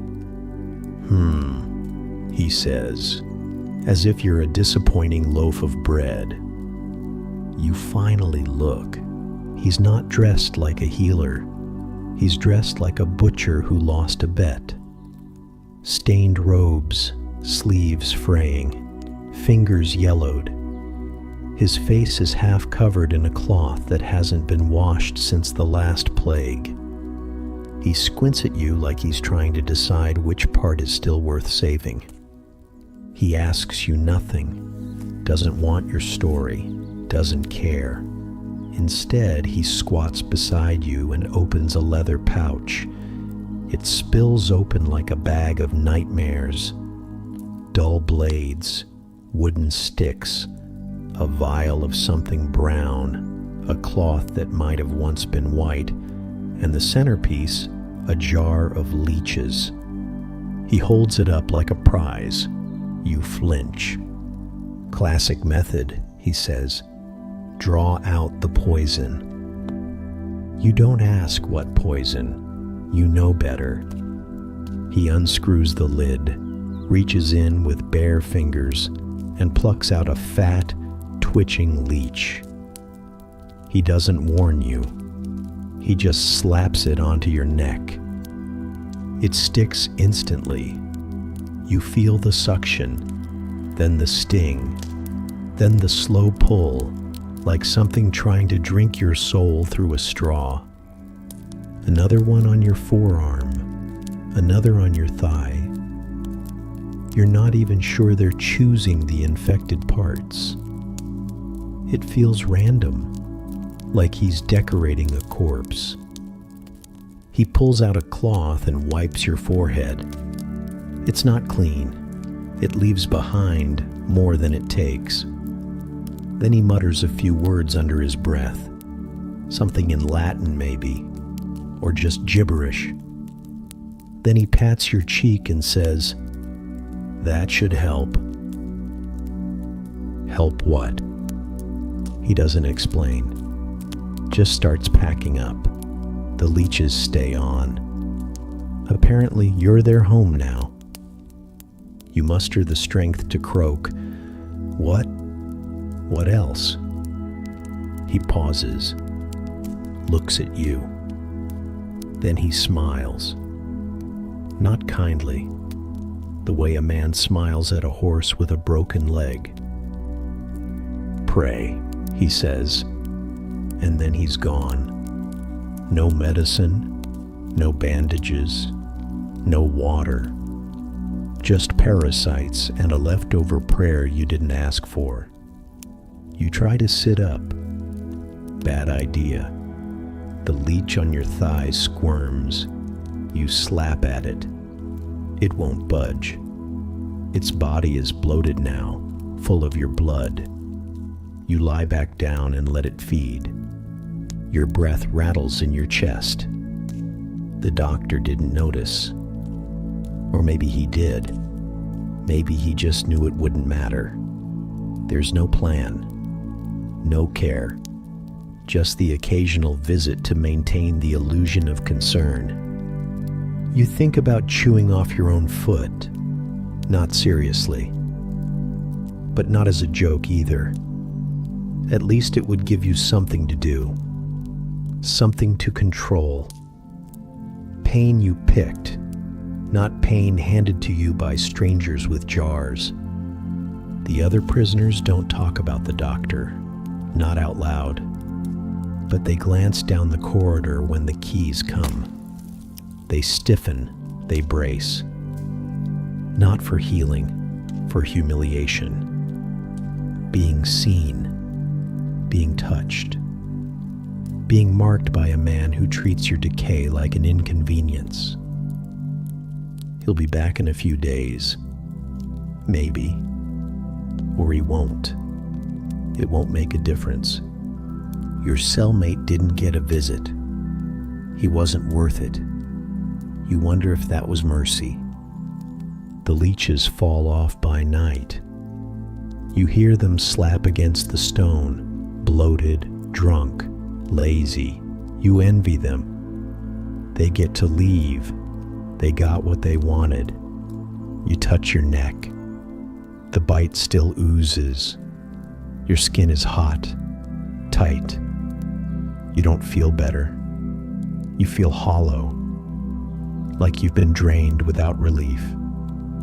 You close your eyes, not to sleep, just to disappear for a while.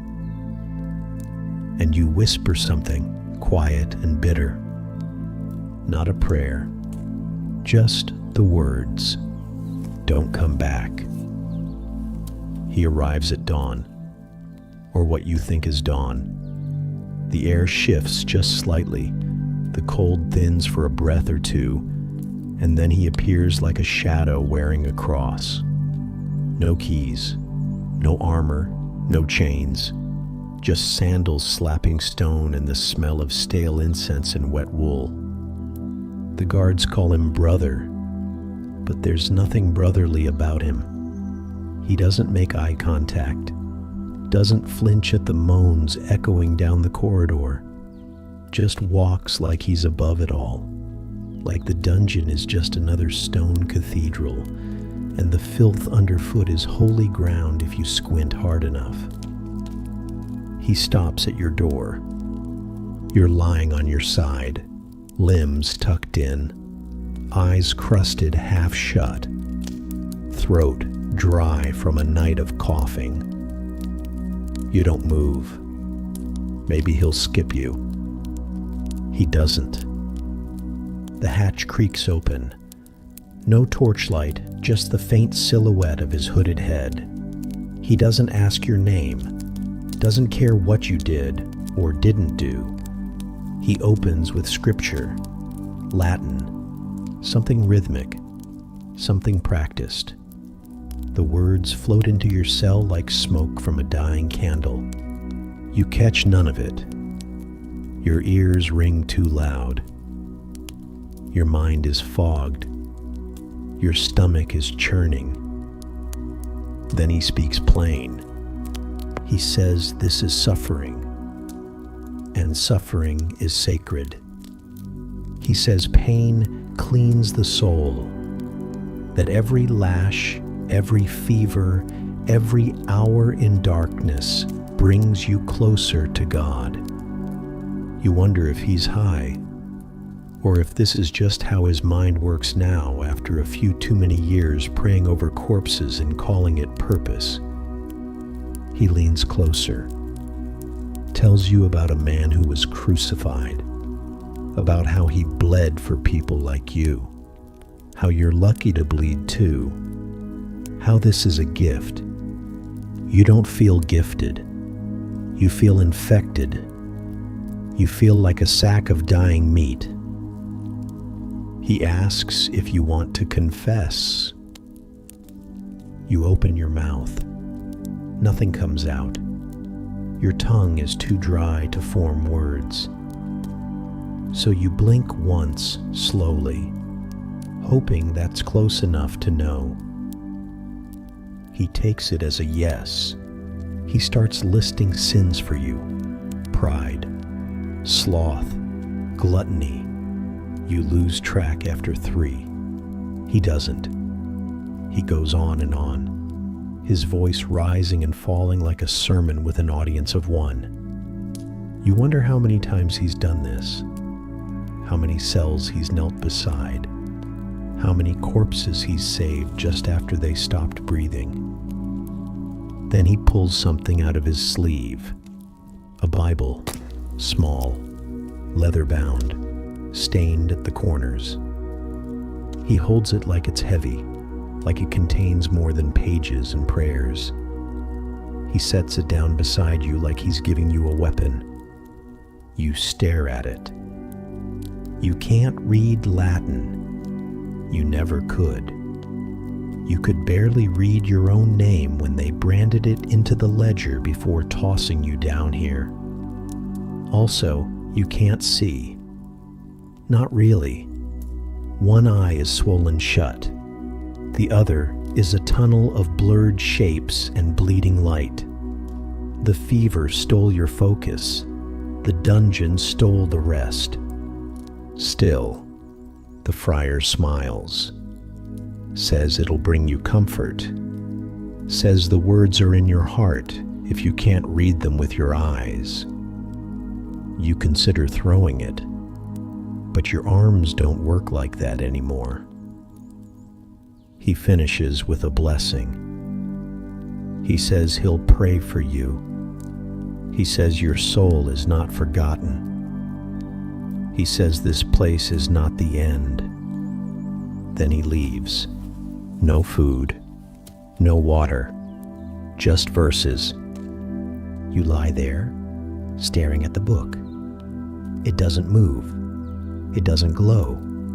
It just sits in the dirt beside your rotting foot, soaking in the damp, like any other object left too long in this place. You wonder how long it'll last. How long before the rats chew the cover, before the pages dissolve in mold, before the ink fades like breath on glass. You close your eyes. The friar meant well. Maybe. But intention doesn't change the fact that you're dying, that your body is breaking down, and no amount of sacred text or whispered forgiveness is going to stitch you back together. You try to pray, just in case. Not for healing. You're past that. But for quiet, for stillness, for something beyond the moaning and the coughing and the scratching and the distant screams. Nothing answers, not even your own thoughts.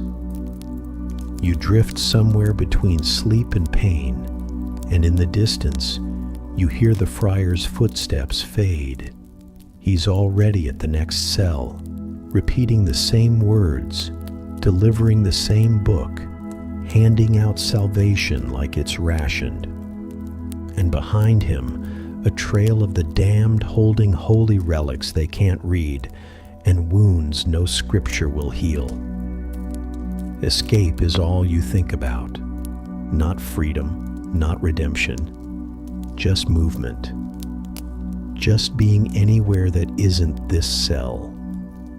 You dream of it constantly, some version of your body walking, limping, crawling out of here. You don't even imagine the sun anymore. Just the idea of space, of not being surrounded on all sides by walls that sweat disease and stone that remembers every scream. You've counted the bricks in your cell.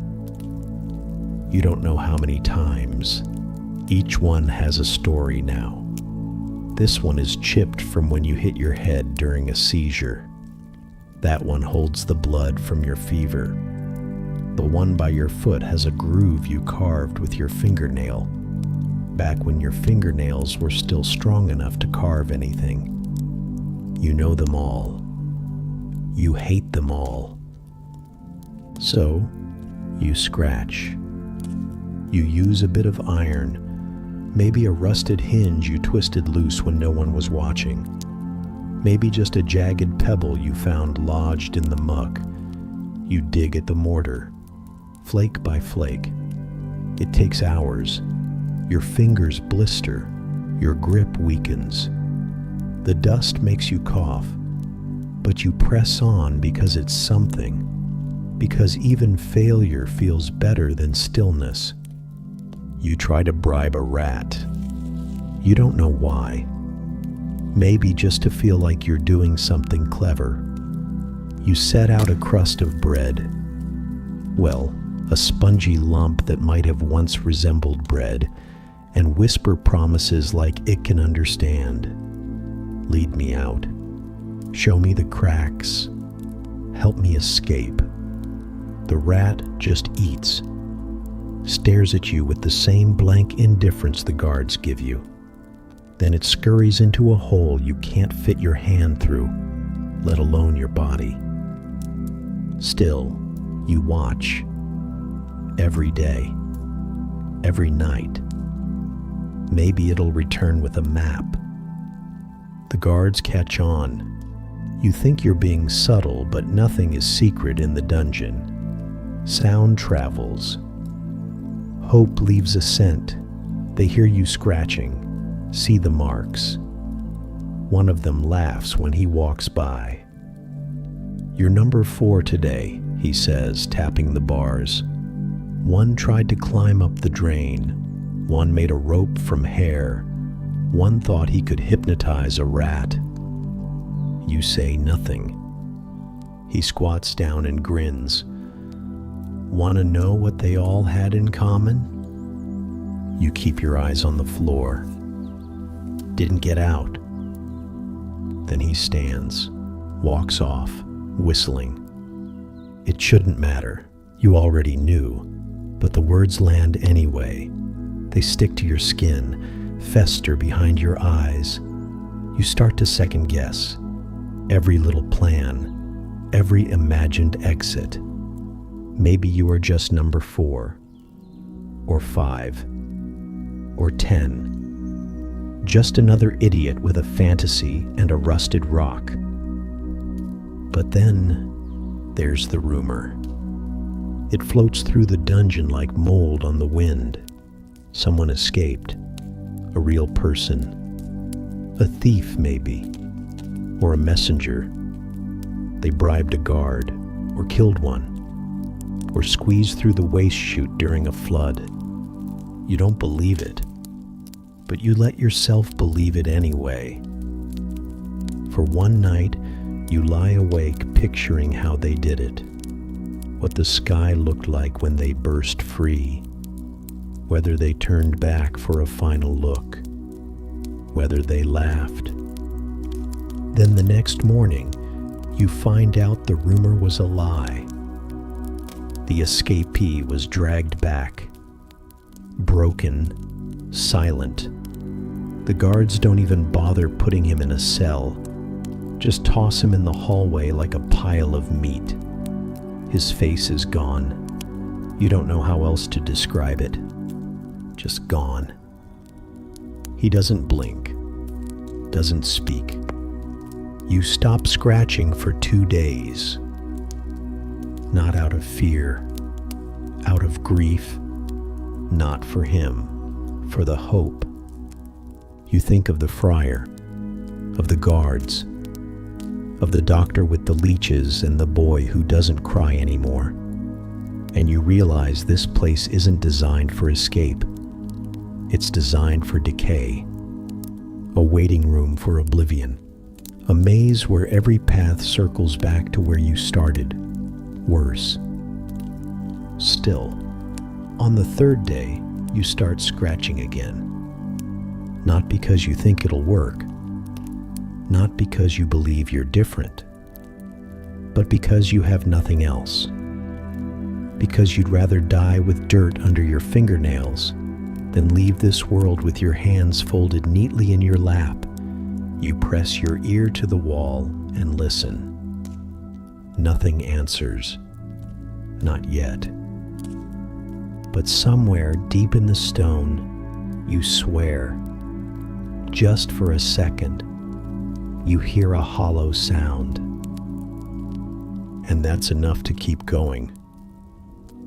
At first, it's just a hum, a soft little vibration in your skull, like the echo of a bell someone struck too long ago. You notice it when everything else goes quiet. The guard's gone, the screams finished, the boy next door finally fallen into a twitchy, breathless sleep. That's when the hum shows up, and then it speaks. The first time you think it's your cellmate, but he's still dead, still slumped in the corner, mouth open, eyes half-lidded, skin peeling like damp wallpaper. You check anyway. You nudge him with your toe. He doesn't respond. The smell assures you he won't. So it's not him. You lie back down. You stare at the ceiling. The dripping water forms constellations you try not to name, and the hum returns. You're doing well, it says. It's your voice, but not quite. A little smoother, a little too kind. You don't answer. That's how it starts. By the 2nd day, you've given in, not completely, just enough to make it bearable. You talk to the shadows on the wall. At first, it's narration, describing your movements aloud. I'm sitting now, you whisper. I'm peeling the scab. It feels ridiculous, but it's better than silence. Silence is a predator in here. It hunts you down and gnaws on the edges of your thoughts. The shadows don't mind. They're patient. They respond. Not with words at first, just gestures, twitches, the sense that they've leaned in, that they're listening. So you talk more. You tell them your name. You tell them about the village, about your father's laugh and your mother's bread, about the time you stole a chicken and didn't get caught. You wait for judgment. None comes. That's when the rats get involved. You name the first one Miles. He's bold, comes out even when your feet are moving. He sniffs your fingers, licks the edge of your shirt. He has a notch in one ear and moves with the confidence of something that's survived more than it should. The second is Mina, smaller, quieter. Follows Miles but never gets close. You leave crumbs for her anyway. She watches from the hole. You start saving bits of moldy crust just to offer them like peace treaties. They accept. Most days. Some days they fight over it. You cheer them on. Then there's the mold. It's on the wall, a blotchy smear at first, but it's spreading. You start seeing shapes in it.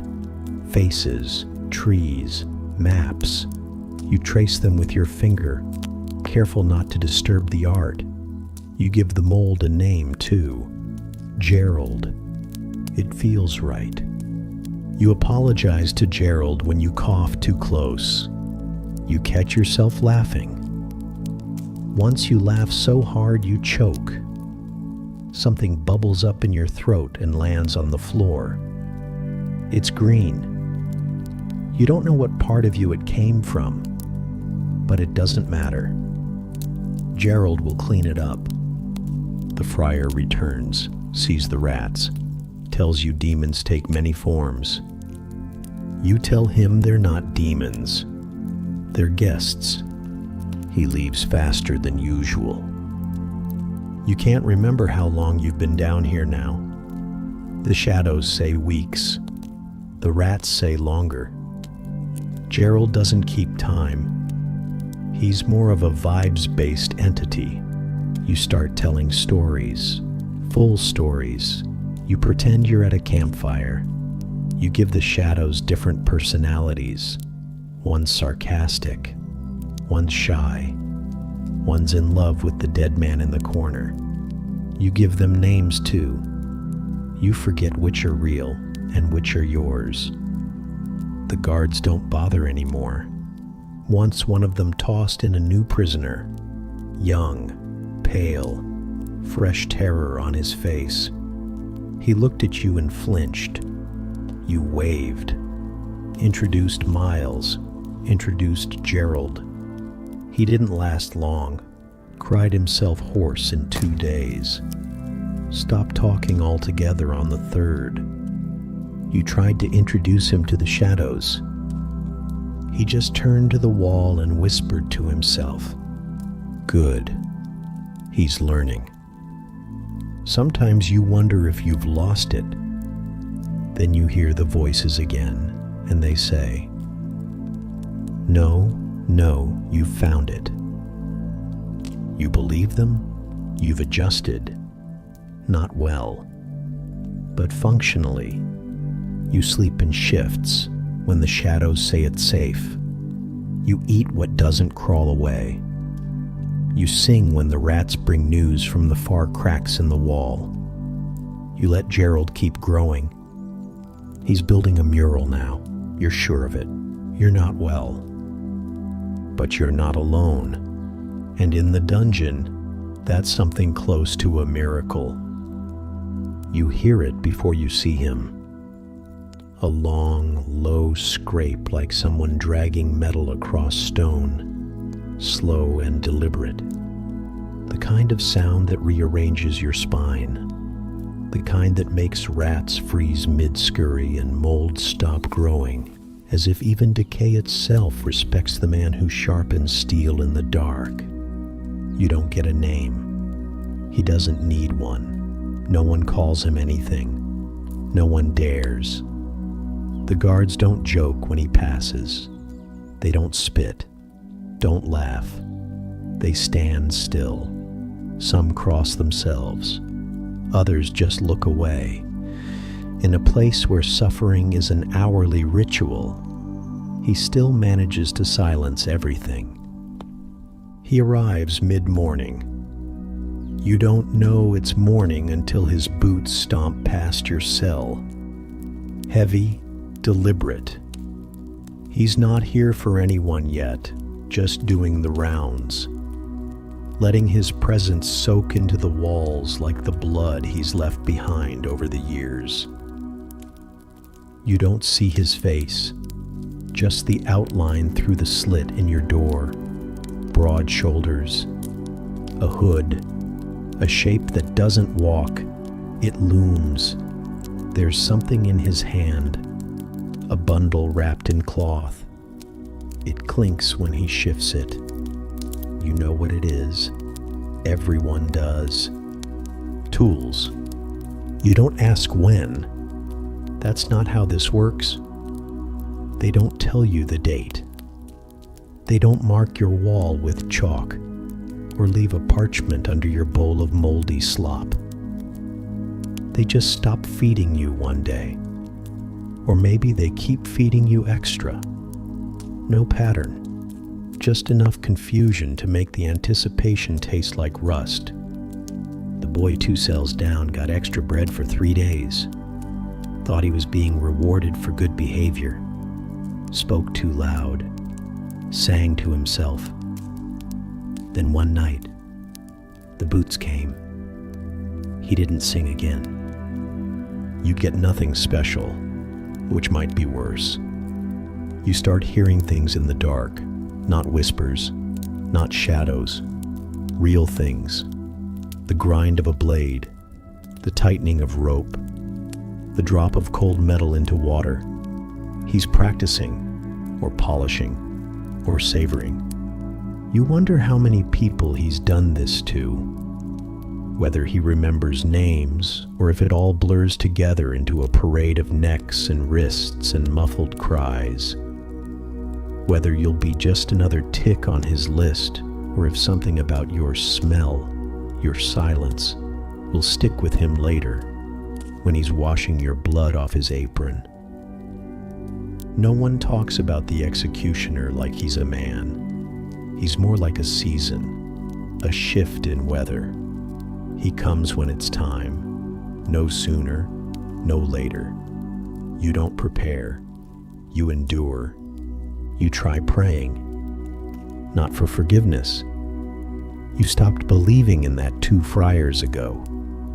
You pray for aim, that he hits the first time, that whatever he's using is sharp, that your bones give way quick, that the blade doesn't catch halfway through and make a scene. You've heard about those, the messy ones, where the axe bounces, where the scream echoes, where they have to try again. You don't want to be a memory. You want to be a clean mark on the stone. You think about running, not escape, just sprinting when they open the door, bolting past the guards, making it hard for them, giving them a chase. But your legs are too brittle now, 1 foot asleep permanently. Your knees crack when you roll over. If you tried to run, you'd fall before the second step. Still, you dream about it. You imagine the look on the executioner's face when you dodge, when you spit in his eye, when you vanish into the smoke. But then the dream ends, and you wake up in the same wet hole, still breathing, still waiting. He passes your cell again, stops. You hear him inhale. You don't move. Then, a whisper, not from him, from the guard beside him. Soon. That's it. Soon. You don't eat after that, even when they give you something, even when the crust isn't moving and the water doesn't reek. Your stomach knots. Your mouth stays dry. Soon. You start talking to Gerald again, the mold. Ask if he has any last words. He doesn't answer, just stretches further across the wall like he's trying to get out too. The shadows gather differently now, tighter, focused, like they know, like they've seen this before. Even the rats leave you alone. You sit up straighter, try to breathe deeper, try to remember your name, your mother's face, something worth clutching when the boots stop outside your door for the last time. But memory slips through your fingers. All you're left with is a prayer. Not for mercy, just for aim. They don't tell you it's time. They just come. 2 guards, maybe 3.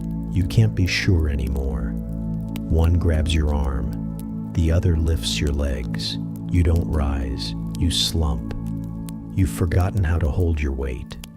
Your body's not a body now. It's a sack of brittle bones and damp cloth and a stench that follows like a curse.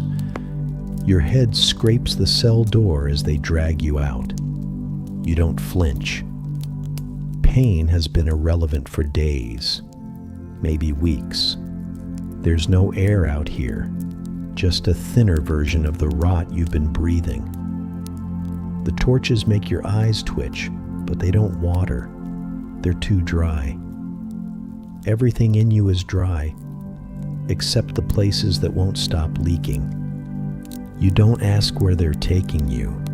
You know, they drag you through the corridors you forgot existed, past doors with fresh screams behind them, past guards who don't look up, past walls that once felt infinite and now feel too close. You bump every few feet, shoulder, hip, knee. They don't slow down.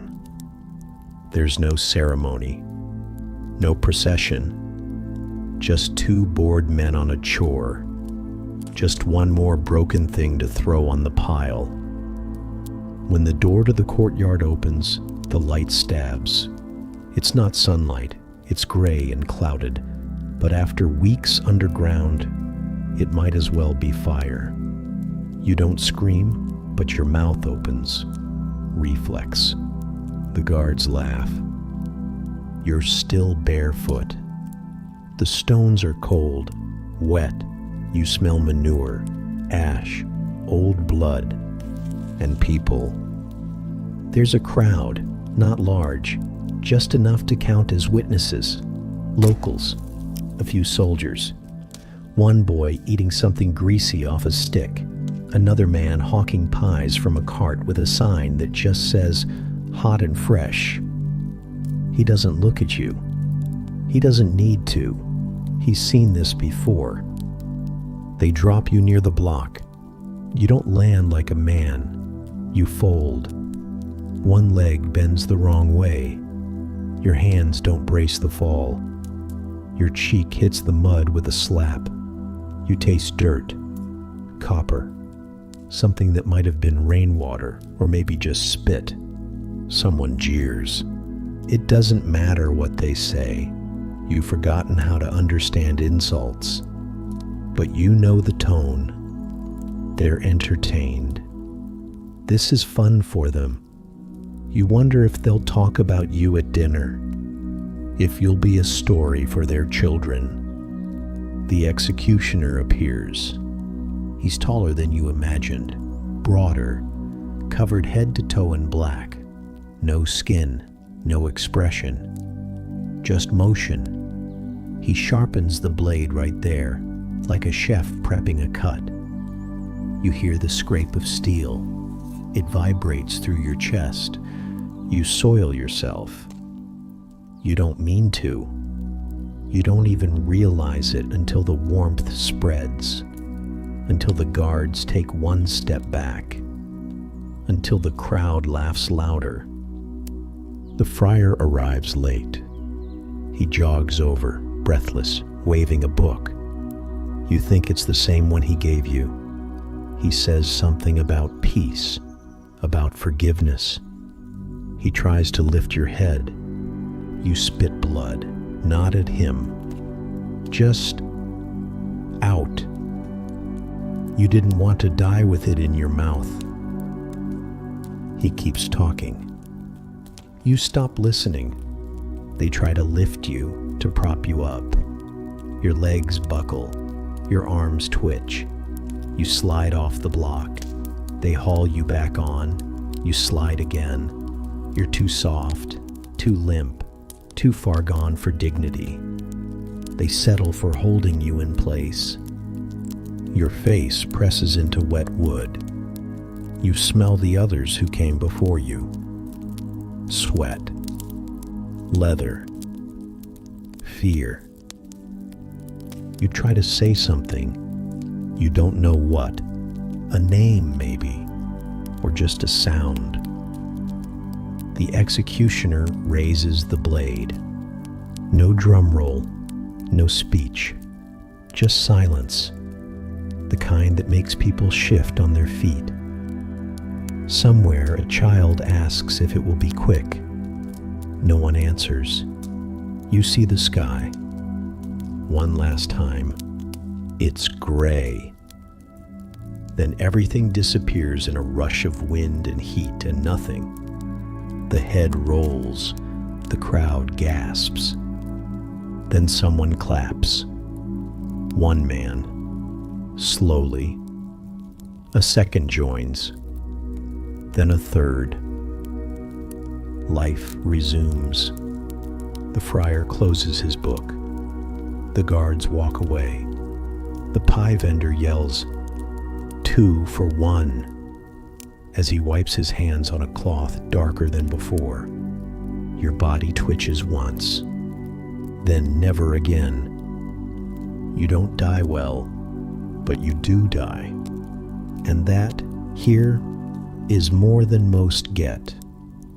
Under the gallows, the earth is soft from use, not from care, not from rain, but from the repeated digging, the weight of what's been buried and unburied and buried again. It's a graveyard that never got the name, a pit used more often than it's left alone.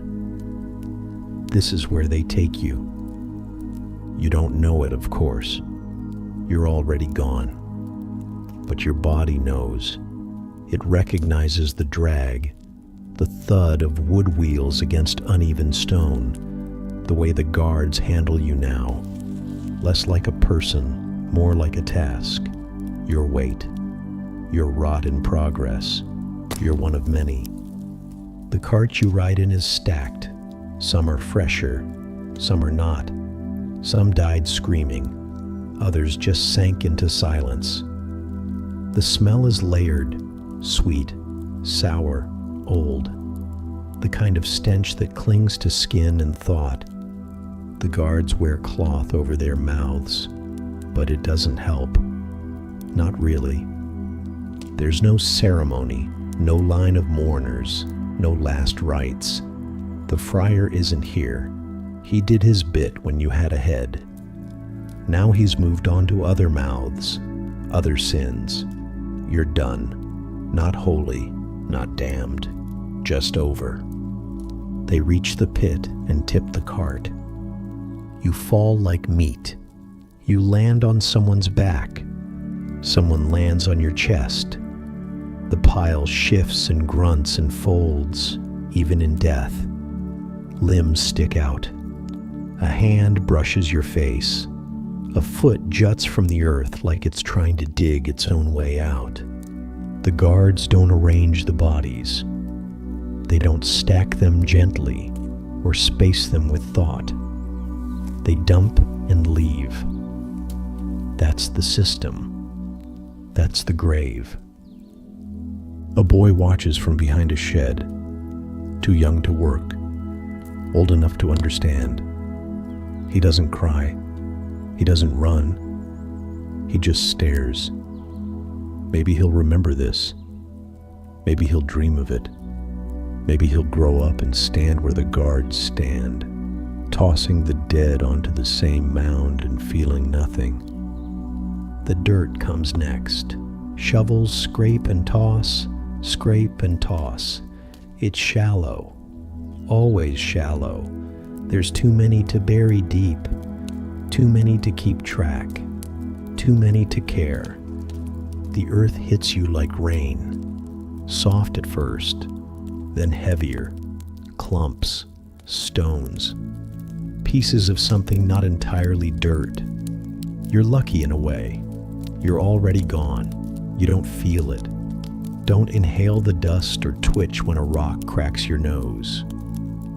You just settle lower, pressed down by the weight of those above you and the silence of those beside you.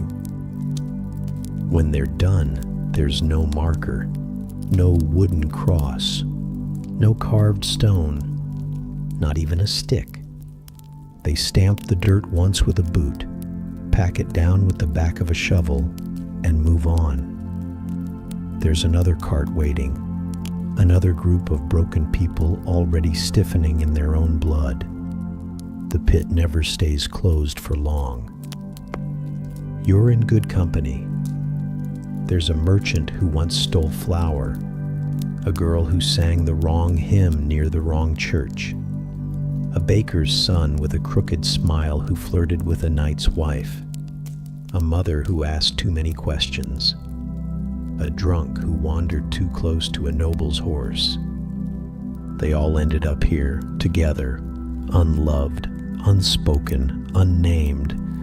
And then there's the rats. You remember them somewhere deep, in whatever lingers after breath stops. They were your company, your chorus, the only creatures who ever listened without judgment. They come back now, not out of affection, not even hunger, just habit. This is their land as much as anyone's. The pit belongs to them. They know every body before the dirt's even cool. They pick through the fresh ones, check for softness, warmth, favor the eyes, the lips, the belly. You're further down now, but they'll get to you. They always do. They don't forget. They remember your scent. They remember your blood. They remember how you used to whisper to them, feed them crumbs, give them names. That doesn't save you, but it makes them pause, maybe. Just for a second. The clouds shift. The gallows creaks overhead, a rope swaying with no one in it. Wind? Ghosts? Doesn't matter. It swings because that's what it does. It's not done yet. Another name is already being stripped from another record. Another prisoner is coughing in another cell. Time doesn't stop for you. The world doesn't mark your absence. The friar forgets your face. The guard forgets your weight. The cell you once lived in is hosed out, or maybe just left to dry. Someone else will lie there soon. Scratch the walls. Name the shadows. Try to escape. Try to pray. Try to die better than you did. They won't. The mold continues to grow. The rats continue to feed.